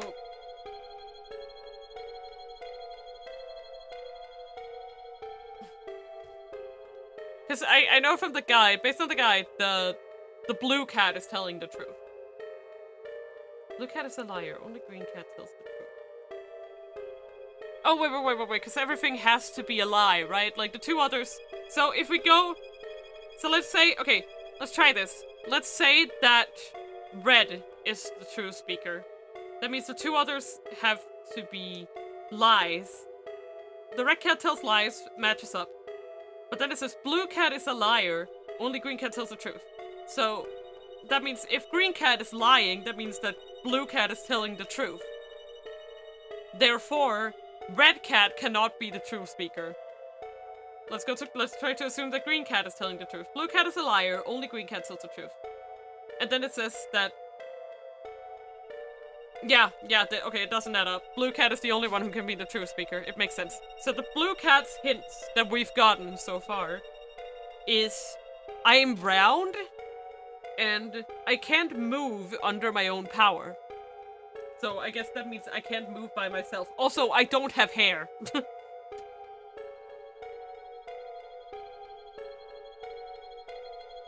And I've been told that this is choice D. Corn. A newspaper. Otello pieces. Yes. Also, who is the honest one? I'll give you 10 seconds to think about it. Go! Blue cat.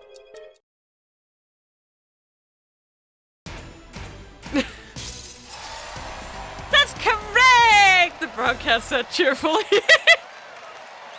Now then, please make your way inside. Minorikawa headed down the corridor. We did it! Also, I hope you're having a good day, Ray. Welcome to the Dreamland. Thank you so much for being part of my community. He found himself facing a grimy door. There's no other way to continue. Here goes, he thought. He drew his leg back and gave the door a hearty kick. Wait, does he actually enter Inferno? He does! That's so funny! The mob of young men inside the bar turned as one of the sound the door crashing open. What the hell are you? It's really funny. Several of them started toward him belligerently. Calm down and hear me out! It comes to interview you. And she was what the hell for? He's a hot-headed punks, alright? They seem to be itching for a confrontation. Minorikawa felt like a punch might come flying his way at any moment. Then another voice came from further back. It's so good. Hold up, guys. So young man seated at— wait. It's authority marked him as the gang's leader. This would be Suzume then. When you say interview, do you mean for TV? Or like a magazine? Mind telling us who you are? It's me, Minorikawa. I'm a freelance journalist. I'm doing a magazine piece about young people in Shibuya. All I'm asking is just for you guys to answer a few questions. Huh. Suzume sounded less than enthused. Just 5 minutes. What do you say? Nah. I'm not in the best of moods right now. I want to get out of here. Wait. Is this just gonna be like a good ending? Hey, Arsen. Hello. Is this just gonna be like... I'm just gonna keep going like this? Wait. That just... Wait, did that just get... Like, did that whole bit get, like, erased from, like, from the world or something?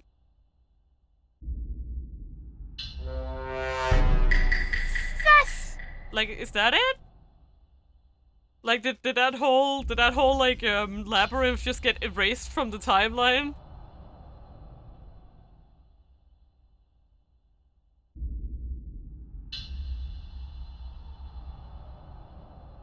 Oh my god!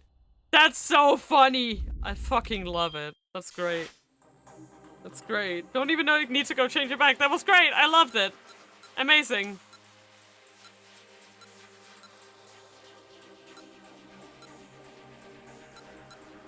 Okay. Kano's Path 1915.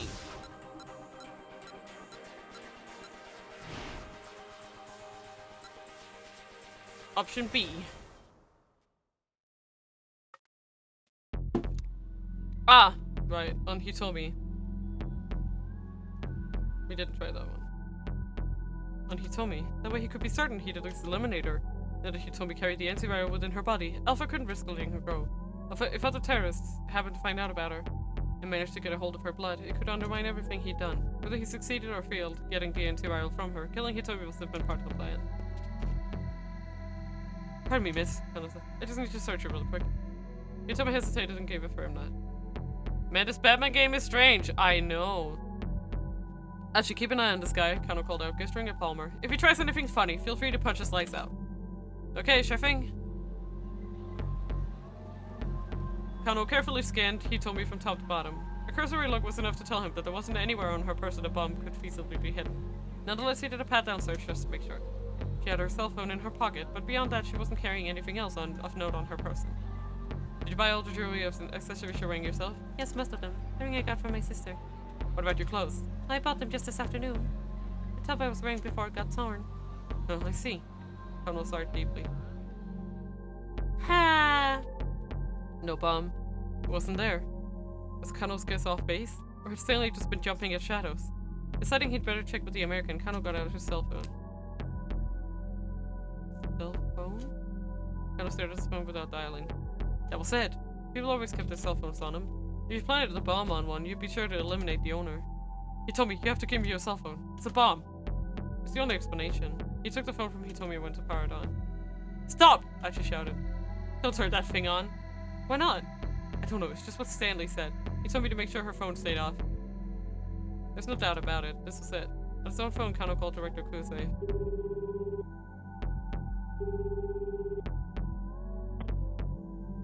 It's Kano, I found the bomb.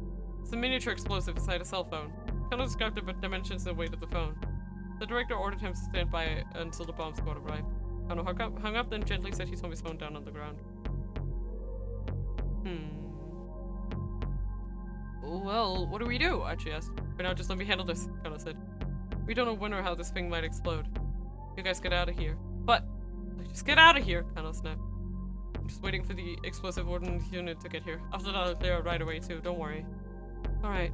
Achi took Hitomi by the hand and turned to go. Wow! Kaboom.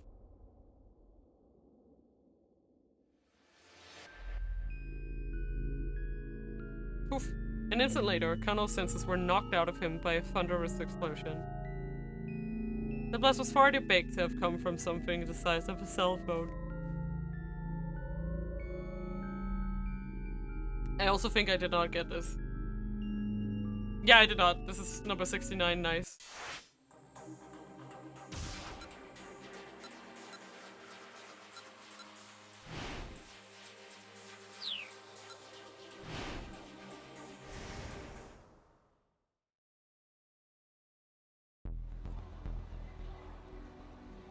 Told me you have to give me your cell phone. It's a bomb. But I think I already got this ending, but I'll just go through it. Yeah, definitely. But I'll still go through it.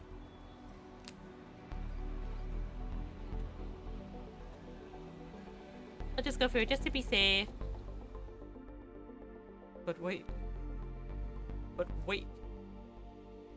She found herself doubting the phone bomb idea. If Hitomi hadn't brought her cell phone with her, what would have happened? Would that just mean there would be no— yeah, definitely.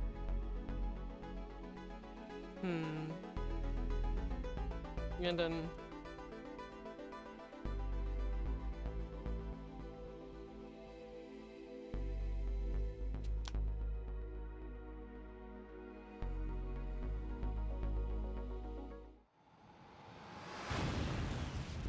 boom!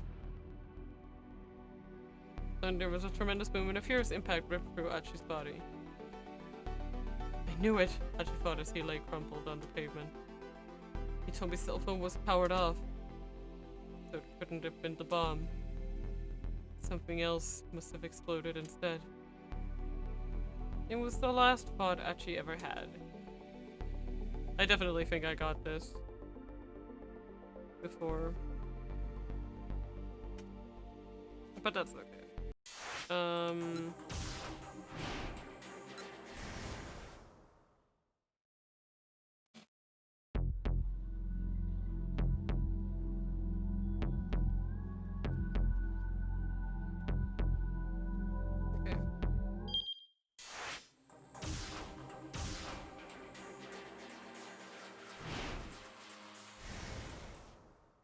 Just I can only see the menu from here.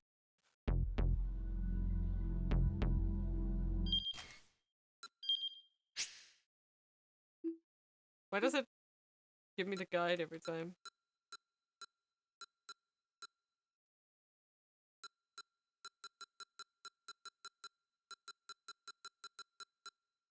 Wait. Okay, 75. It's 70.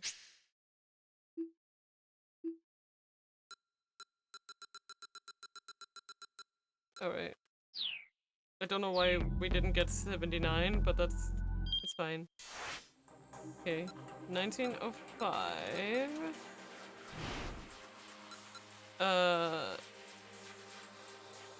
Argo? Is it this one? No, Tateno. Sorry, not. I don't know why it was Kano. Tateno. This is 1905? Yes. I don't know why I was on Kano. Don't ask me. Complete brain fart. It doesn't matter what Hitomi says. I trust my own judgment. Your own judgment, huh? And is that always correct? Kanan began punching in numbers. She never took her eyes off Tateno as she waited for Hitomi to pick up. She's not answering. Kanan hung up and tried calling again. It's me. It looked like she'd gone for this time. The detective doesn't trust me. Apparently he thinks I'm Alfred, not Kanan. After a few moments, Kanan held the phone out to Tatsuno. Here? Hitomi says I'm definitely Kanan. Tatsuno didn't reach out for the phone. Instead, he advanced on Kanan with his gun still on its mark. This is a farce, Tatsuno said. Hitomi's words don't mean a thing. You might be Kanan to her, but you aren't to me. Don't even know if there was a real person named Kanan in the first place. So maybe you're Kanan. And you're Alfred. Kanan shook her head, then put her phone away. If you're really Alfred, then you don't actually need to hack the password. You already got it from Tanaka. Okay. I changed that. Now back to Achi.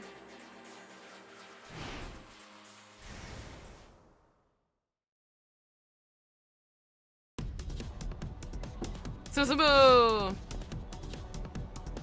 Gang time! Kaboom!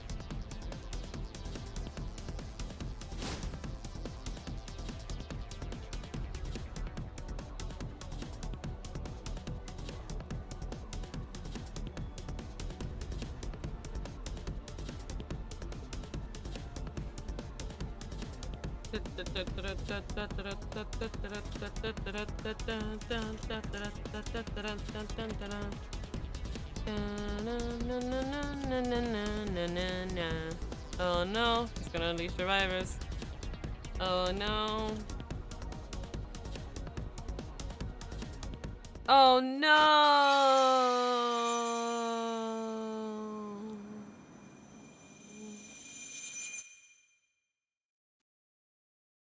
Catch him!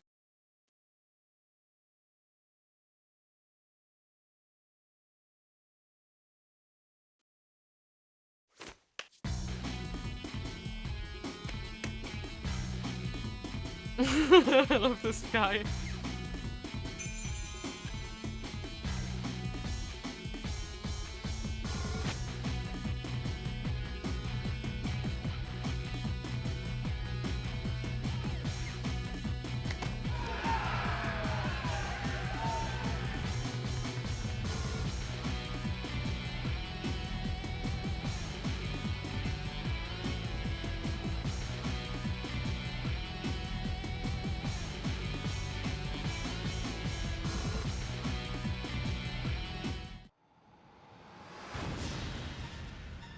Before he could complete a sentence, a massive explosion bloodshot off his feet. Tiny bits of metal tore through his arms, legs, and torso. He crashed to the ground and crumpled like a tattered rag. There were screams coming from all directions, but as Archie started to fade from consciousness, the voices got softer and softer. Ah! Through the haze of pain, he saw a bloodied arm stretched out before him. He saw a hand that had been clasped with his hand all day long. The fingers feebly reached out for him, and Archie intertwined them with his own. It took the very last of his strength. Then Both hands subsided into stillness. Wow. Berind.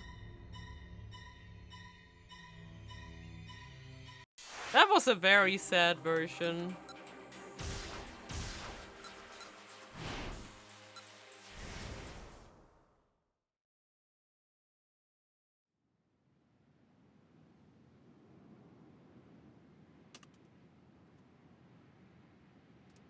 Alright, ready to go again.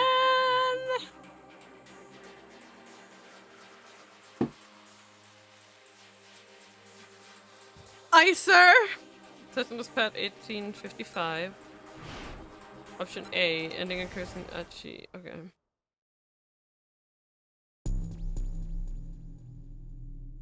You're not eyesore, excuse me.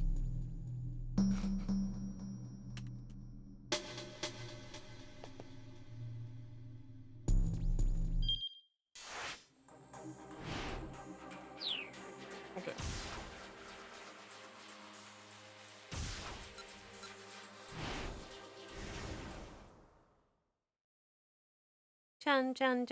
Let's go! Gang time.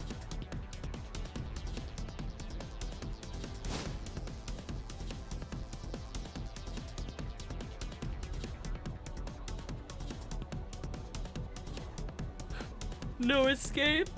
Me have been defeated. Never. Okay. I can't with this man.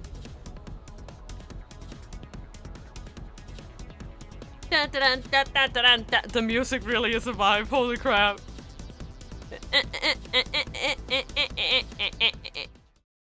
Oh, yeet. It is so vibing.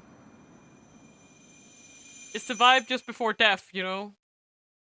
A lot of these bad ends at the end is just like various points at which things explode. It's like, do you want it to explode after this? After this course of events? Or do you want it to explode now? Or do you want it to explode now? Or do you want it to explode now? Or now? Or...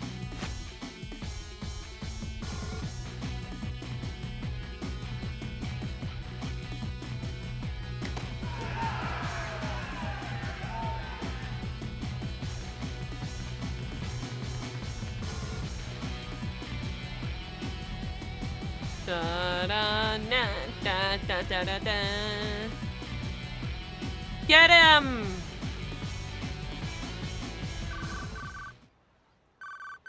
Watch your cell phone ring. It's Stanley. Mr. Stanley, what's going on? Something isn't right. Huh? I can't get in touch with Tatano, Stanley said. What about your end? Is anything unusual going on? No problems here for the moment. Detective Kano managed to catch Alfred. Did he get the password? Don't know. I think he just finished his interrogation. Would you put me in the line with Kano? Yeah, give me a sec. Right! We saw the other side of this one. I just turned to Kano and shouted, Detective! Kano seemed to look at him as he was flipping his own cell phone closed. I got Stanley on the line. He says that Detective Tatano. Yeah. I remember seeing Kano's side of this one. Before I could complete a sentence, a massive explosion blasted out of his feet. Tiny bits of metal tore through his arm like the torso. He crashed to the ground and crumpled like a tattered rag. Screams coming from all directions. The picture started fading from the consciousness of us goes off and off. See, this is literally the same ending. To his pain, he saw a bloodied arm stretch out before him. He saw a hand that had been clasped with his hand all day long. Fingers deeply reached for him and she intertwined them with his own. It's the very last of his strength. Then both hands subsided into stillness. I see, this is just the same ending. Just like 5 minutes later, you know? Like, if we go to the list and see how many of these are called a mysterious explosion, right? Bruh. Okay, this one was Tatsuno 1855. This.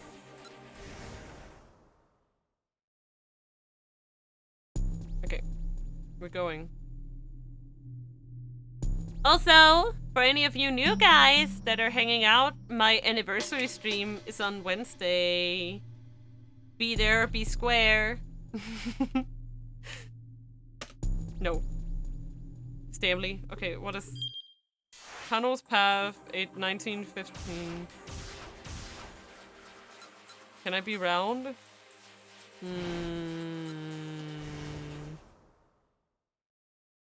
Okay, this is literally just pick option B and watch the ending. Got it. He told me you have a bomb. Remember when I said I was gonna do the labyrinth and then end the stream? How funny, right? How funny. Okay, I'm gonna get this ending. I'm sorry. Didn't even shower yet. Yeah.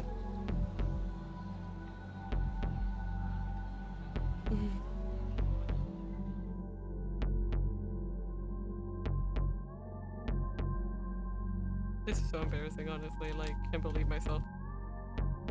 Shell phone? Shell phone?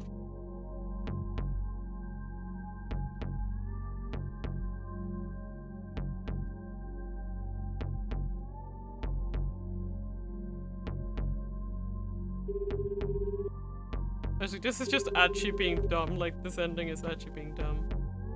It's kind of, I found the bomb. It's a miniature explosive inside a cell phone. Wait, I already got this.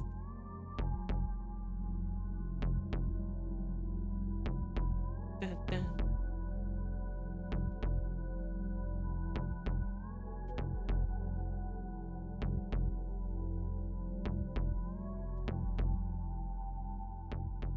Too late.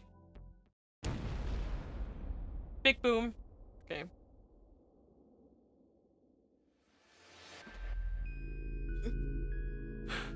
An instant later, Kano's senses were knocked out of him by a thunderous explosion. The blast was far too big to have come from something the size of a cell phone. Wah, wah, wah. Okay, see, number 69, nice. Wait, what?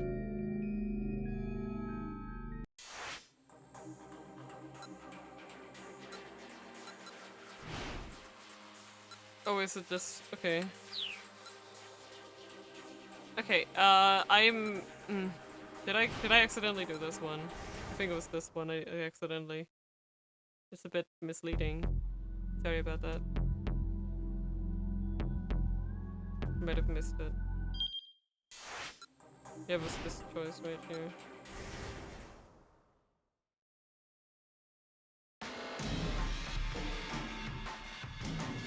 Yeah, okay.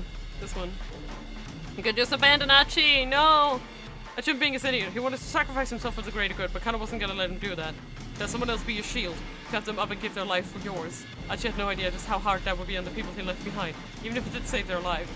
And until he was capable of comprehending that, Kana wasn't gonna just let this kid die. He reached Achi in a matter of moments and grabbed him by the shoulder hard. Let go of that case, now! But Achi reflexively hunched lower. What the hell are you doing, man? Why'd you come back here? Just come with me. We have to get out of here. Look, you need to run. I can't move. If you've got to be kidding me.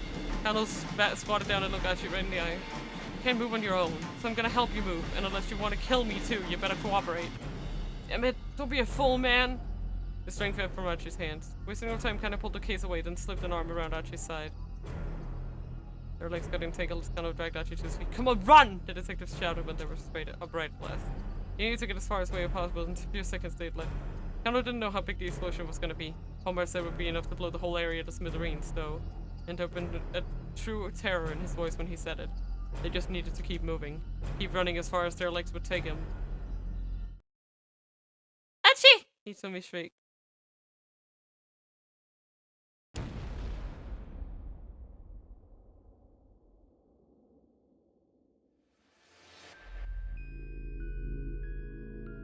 There was a blinding flash of light. Then everything went dark. The force of the blast robbed Kano of his senses. He couldn't tell what had happened to Achi. And in the end, Kano never even knew what cut his own life short. That was 71. I just messed up on the bomb explodes. right. Okay, I'm just gonna go fix. No, not this one. I'm so dumb. I'm sorry. I keep missing it. This one. Okay. That was I think the the last ending. I just need to fix that. Okay. Then it was F1 for options. Okay, it's fine. I'll figure out how to save. That's fine. Wow, what a time. I went on for like almost an hour longer than I initially planned. That is sorry about that. Wow! Hello, Gadelli. I'm glad to hear you here. Hello, hello, hello. We are going to raid.